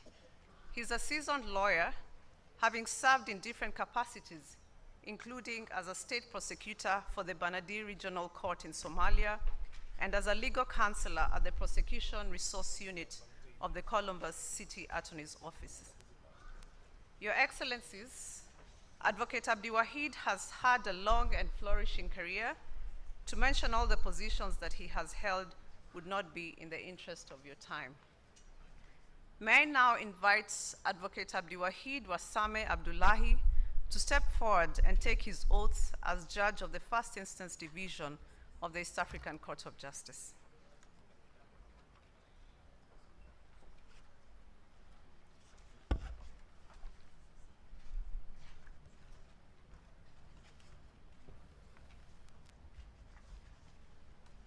This is the first one. Yeah, so you raise your crown. I think I have to put it like that. Okay, so you need to raise. Yeah, not this one. Bismillah ar-Rahman ar-Rahim. I, Abdiwahid Abdullahi Warsame, do solemnly swear that I will well and truly serve the East African community in the office of Judge of the East African Court of Justice, that I will do justice in accordance with the Treaty for the establishment of the East African Community as by law established in accordance with the laws and customs of the East African Community without fear or favor, affection or ill will. So help me God.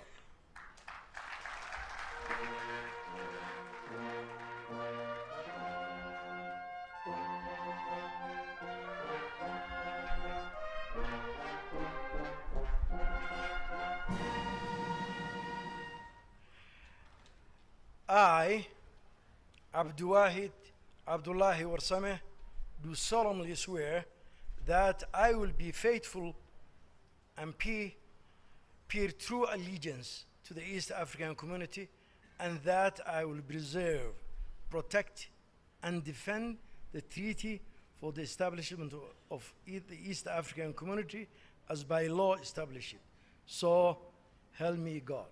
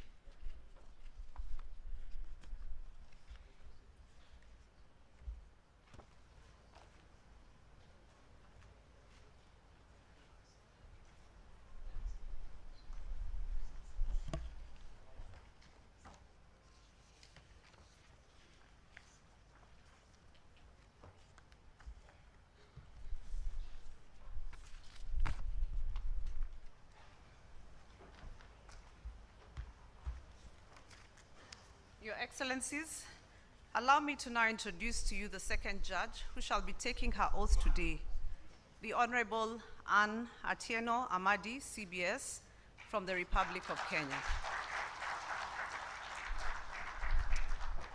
Honorable Amadi was until recently serving as an advocate of the High Court of Kenya.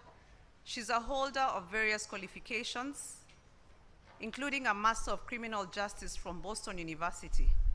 She's a seasoned lawyer, having served in different capacity, but most notable is her role as the Chief Registrar of the Kenya Judiciary and as a Deputy Executive Director and Head of Litigation with the Federation of Women Lawyers, Kenya. Your Excellencies, Honorable Amadi has had a long and flourishing career, but in the interest of time, I will not mention all the positions that she has held.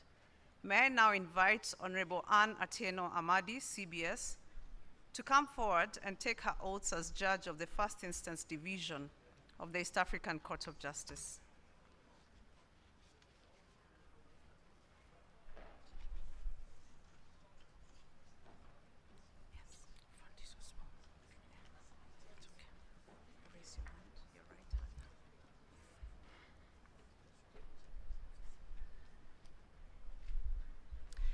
I, Anne Atieno Amadi, do solemnly swear that I'll be faithful and bear true allegiance to the East African community, and that I will preserve, protect, and defend the treaty for the establishment of the East African community as by law established.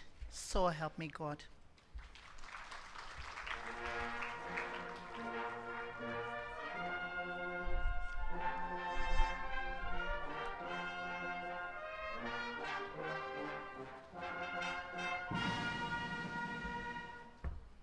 I, Anne Atieno Amadi, do solemnly swear that I will well and truly serve the East African community in the office of Judge of the East African Court of Justice, and that I will do justice in accordance with the Treaty for the Establishment of the East African Community as by law established, and in accordance with the laws and customs of the East African community, without fear or favor, affection, or ill will.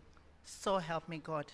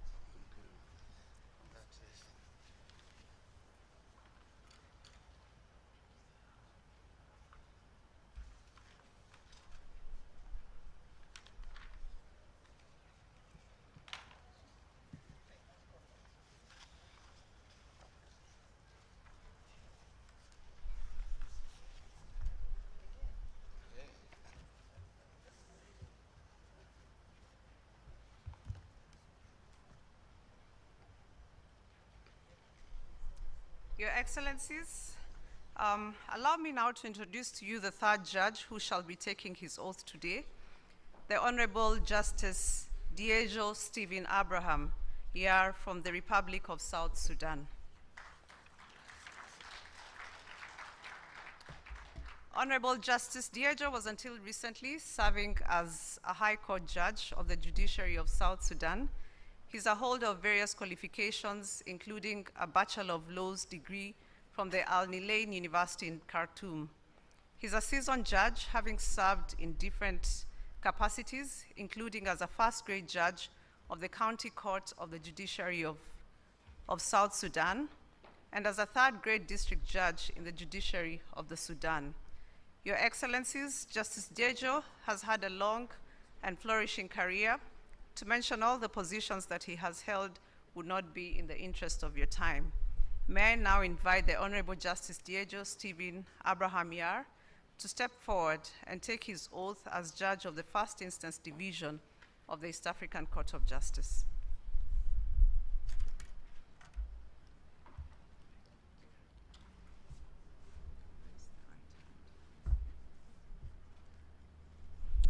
I, D.H. Stephen Abraham, do solemnly swear that I will be faithful and bear true allegiance to East African community, and that I will preserve, protect, and defend the treaty for the establishment of the East African community as by law established. So help me God.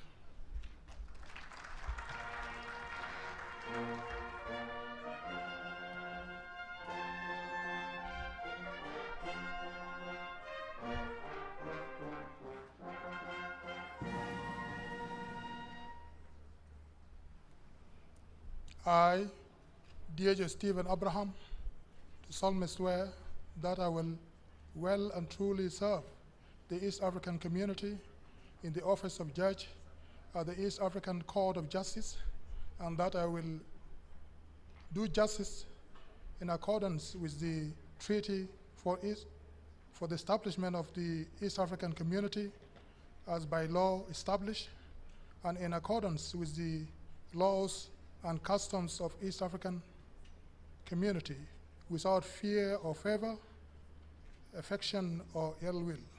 So help me God.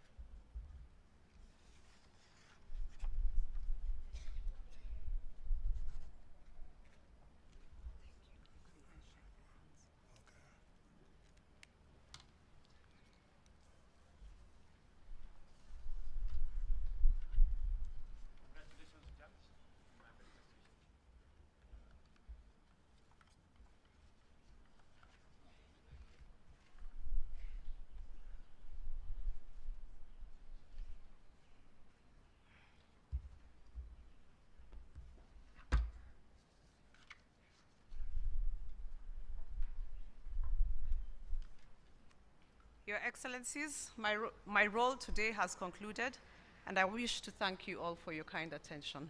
Thank you.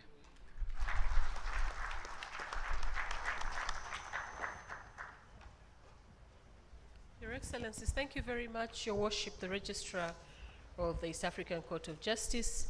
Congratulations to all, to the newly appointed Secretary General and the judges who have been appointed. I'd like to request the band to continue to give us a musical interlude while their Excellencies sign the various instruments of the community. We are finished. I've been overruled. The next item, ladies and gentlemen, is the launch of the ESC, the 7th ESC Development Strategy and the ESC Customs Bond. I now invite Your Excellencies to launch the 7th East African Community Development Strategy and the East African Customs Bond. How would we launch it? You can declare. We launch it.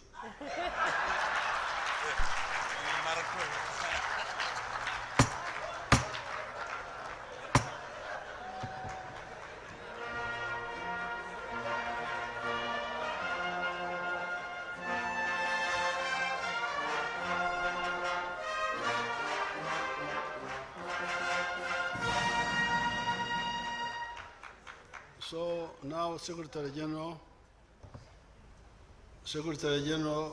do something else.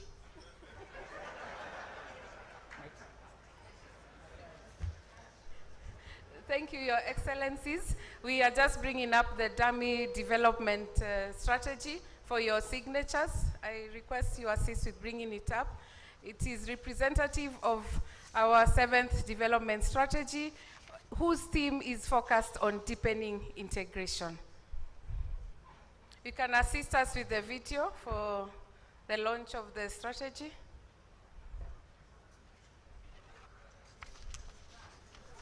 It's done, eh? Okay. Okay, Your Excellencies. Don't waste time, we have done it, we're finished. I now invite their excellencies to make statements. There's a customs bond first. Where is it? We need to launch the customs bond. Where is it? Outside. It's on screen. Oh, okay. Just one moment.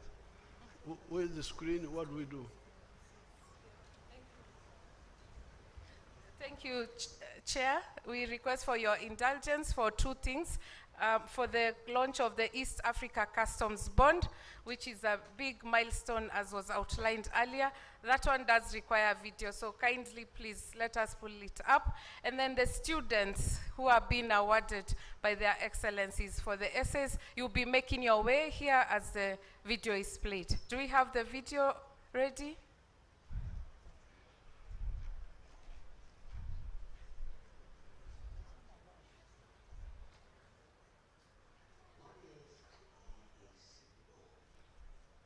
The EAC Customs Bond is a regionally Can you increase the volume? guarantee system that secures duties and taxes on goods in transit across the East African community. It allows traders to use a single customs bond / guarantee that is valid across all partner states, replacing the need for multiple national bonds when goods move through more than one country. Why was the EAC bond developed? 1. To support the operationalization of the Single Customs Territory, SCT, by supporting the unique processes in ACT. 2. To reduce the cost, complexity, and delays associated with cross-border trade. 3. To promote regional ownership of trade facilitation tools. And 4. To complement existing frameworks, such as the COMESA RCTG, offering a more integrated, flexible, and EAC-specific solution. We agree with the bond. How does it work? Step 1. We agree with the bond.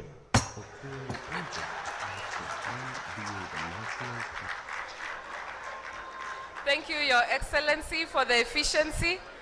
We now ask the students who are being awarded to approach here. Your Excellencies, as part of ESC integration, we do not leave behind the youth. So every year there is an annual essay competition, and this year we have 6 students to be awarded.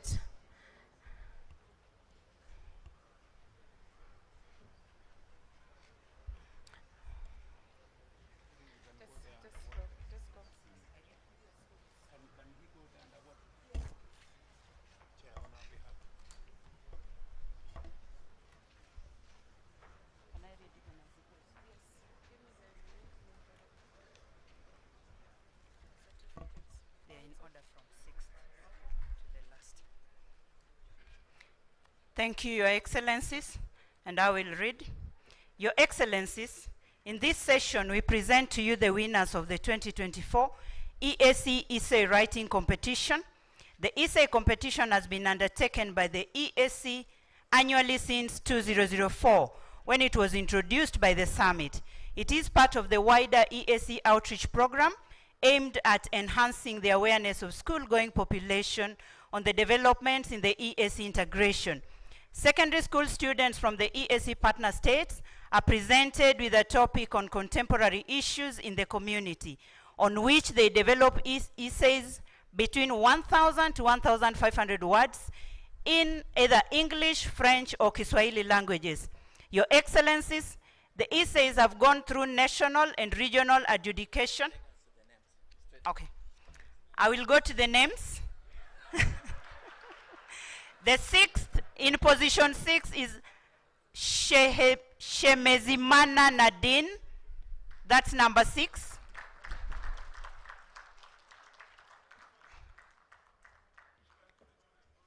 That is from Republic of Burundi.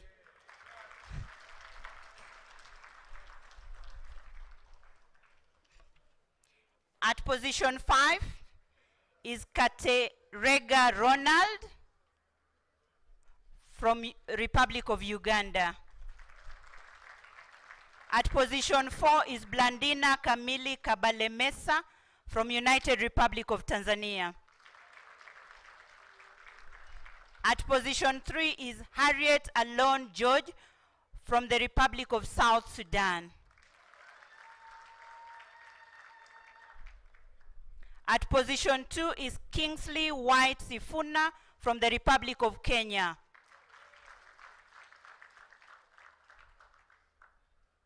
And the winner is Atete Kagorora from the Republic of Rwanda.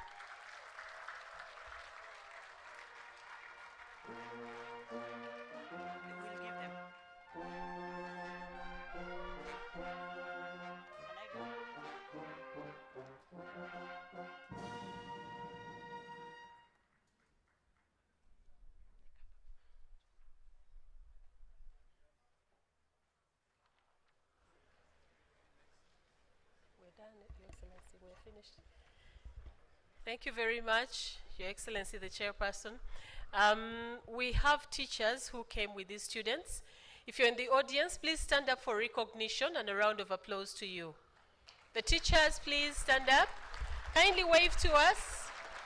Congratulations. The success of your students is your success as well. Thank you very much.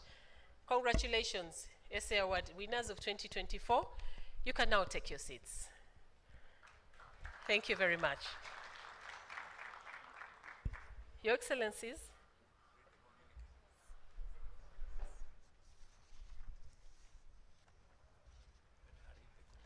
Your Excellencies, the last item will be to read the communique of today's meeting.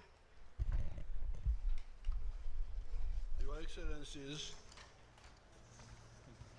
I wish to move that the communique be, oh, you want to read it?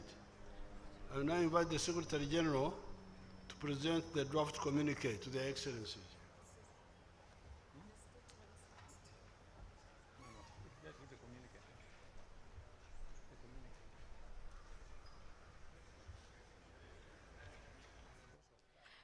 Their Excellencies have guided me that I read the communique before they do their statements.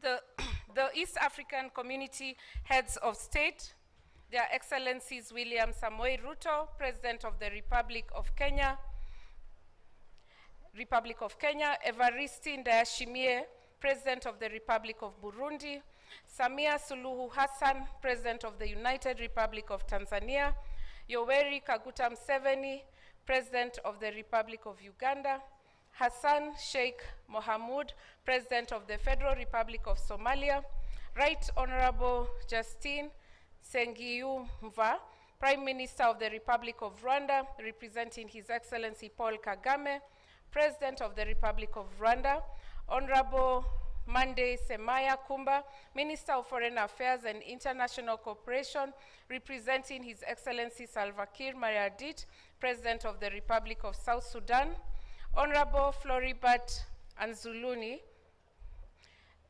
Minister of Regional Integration, representing His Excellency Félix Antoine Tshisekedi Chilombo, President of the Democratic Republic of the Congo, held the 5th Ordinary Summit of the East African Community Heads of State on the 7th of March 2026 in Arusha in the United Republic of Tanzania. The heads of state met in a warm and cordial atmosphere. The summit received a progress report on the implementation of the previous decisions relating to the EAC-led Nairobi process on the restoration of peace in Eastern Democratic Republic of the Congo, and A, took note of the progress made in restoring peace and stability in Eastern Democratic Republic of Congo. B, commended His Excellency Dr. William Samoei Ruto, CGH, President of the Republic of Kenya and Chairperson of the East African Community, for steering the implementation of the decisions of the summit relating to the peace and security situation in Eastern DRC and coordination of the process. C, called on all parties to the conflict to cease hostilities and observe immediate ceasefire while recommitting to peaceful resolution of their differences. D, urge the African Union to provide requisite financial and logistical resources to the AU-led mediation process on Eastern DRC to ensure expeditious and sustainable engagement of the process till conclusion. E, took note of the efforts of His Excellency Yoweri Kaguta Museveni, President of the Republic of Uganda, under the International Conference of the Great Lakes Region, and agreed that all initiatives and recommendations arising under the ICGLR should be channeled through the African Union. Number 3, received the report of the Council of Ministers for the period 30th November 2024 to 31st December 2025 and commended the Council for the progress made in implementing the programs and projects of the community, and A, vacated their decision of the 23rd meeting of the summit adopting a sustainable financing of the East African community on 65% equal contribution and 35% assessed contributions financing formula, and adopted a new financing formula for the community of 50% equal partner contribution and 50% assessed contributions, and directed the partner states to implement the formula with effect from 1st July 2026 without fail and without further consultations by the Council of Ministers. B, decided to waive as a one-off 50% of all arrears due to all partner states due to the prevailing circumstances in all partner states, on the condition that the 50% is paid within 2 years from 7th of March 2026. C, directed the Council to finalize the schedule of sanctions, taking into account the new financing formula adopted by the summit, and report to the 26th meeting of the summit. D, directed the partner states and the Council to resolve all outstanding reported non-tariff barriers to trade within the community by 30th June 2026. Directed the Council to conclude the Joint Action Plan on Strengthening Trade Relations arising from the meeting of EAC organs and institutions, partner states, private sector of partner states and their governing bodies or associations, and report to the 26th meeting of the summit. F, directed Roman 1, the Republic of South Sudan to conclude domestication of the treaty to facilitate effective implementation of programs and activities of the community. Roman 2, the Federal Republic of Somalia and the Democratic Republic of the Congo to fast-track domestication of the treaty to facilitate effective implementation of programs and activities of the community.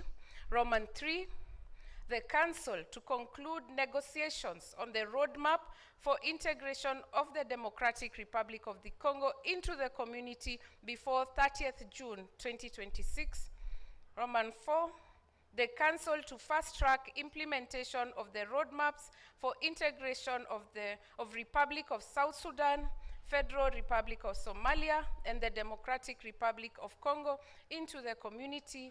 And Roman 5, the Republic of Rwanda, the Republic of South Sudan, the United Republic of Tanzania, the Democratic Republic of the Congo, and the Federal Republic of Somalia to conclude national consultations on the EAC Political Confederation Constitution by 30th June 2026.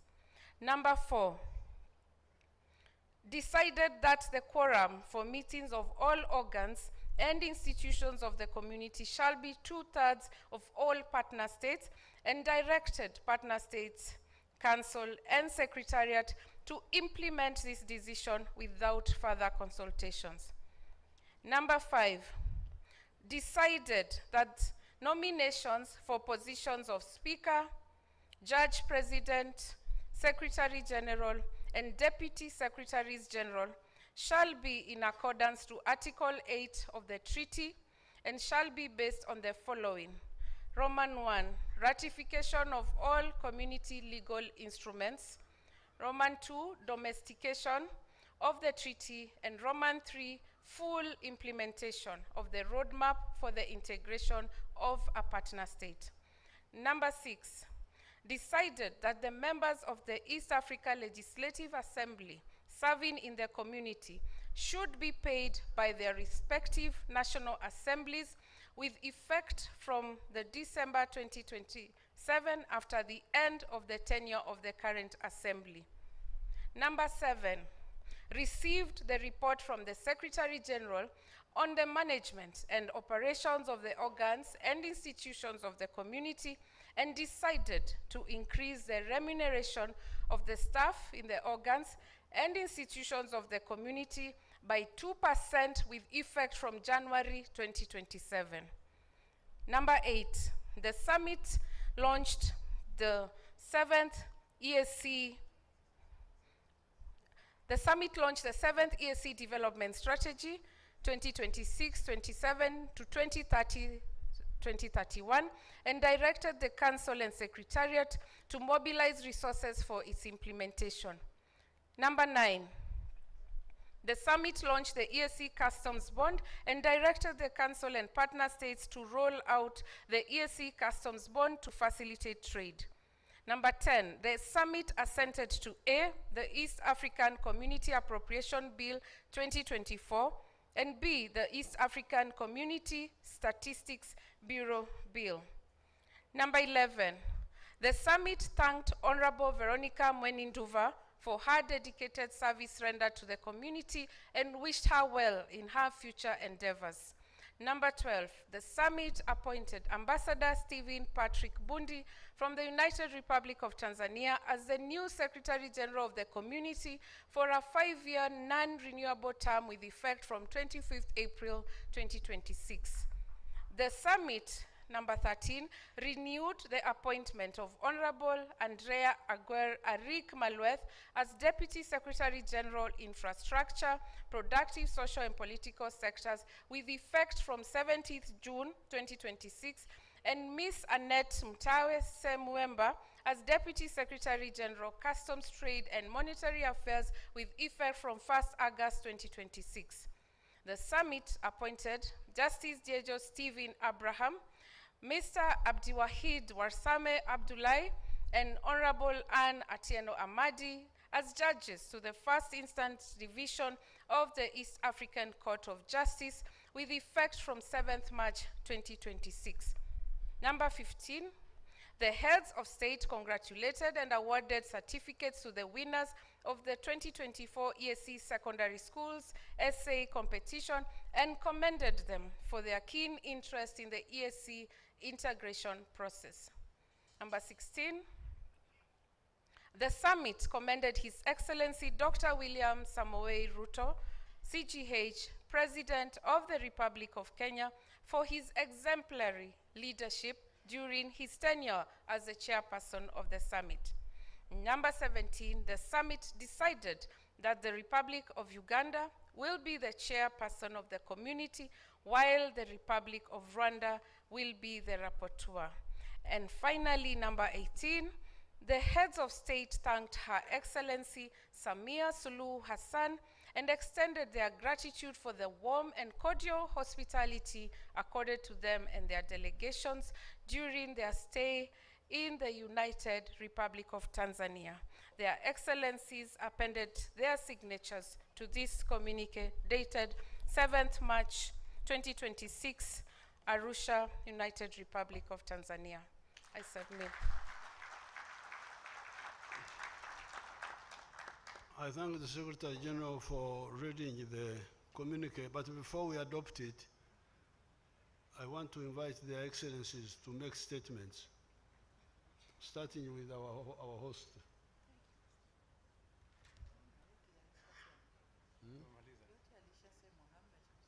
Okay.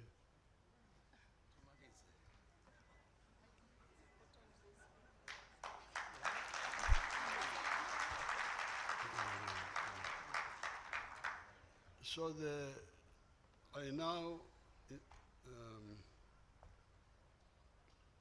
I now move that the communique be adopted.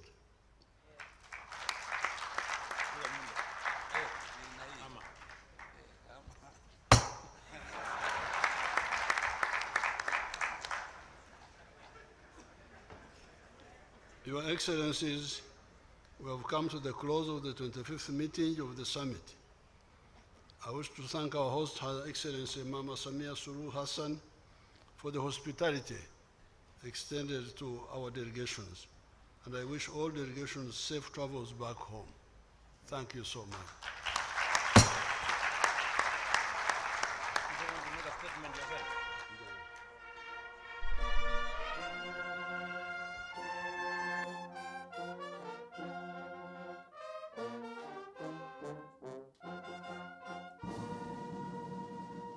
Thank you very much. May we have the anthems, please?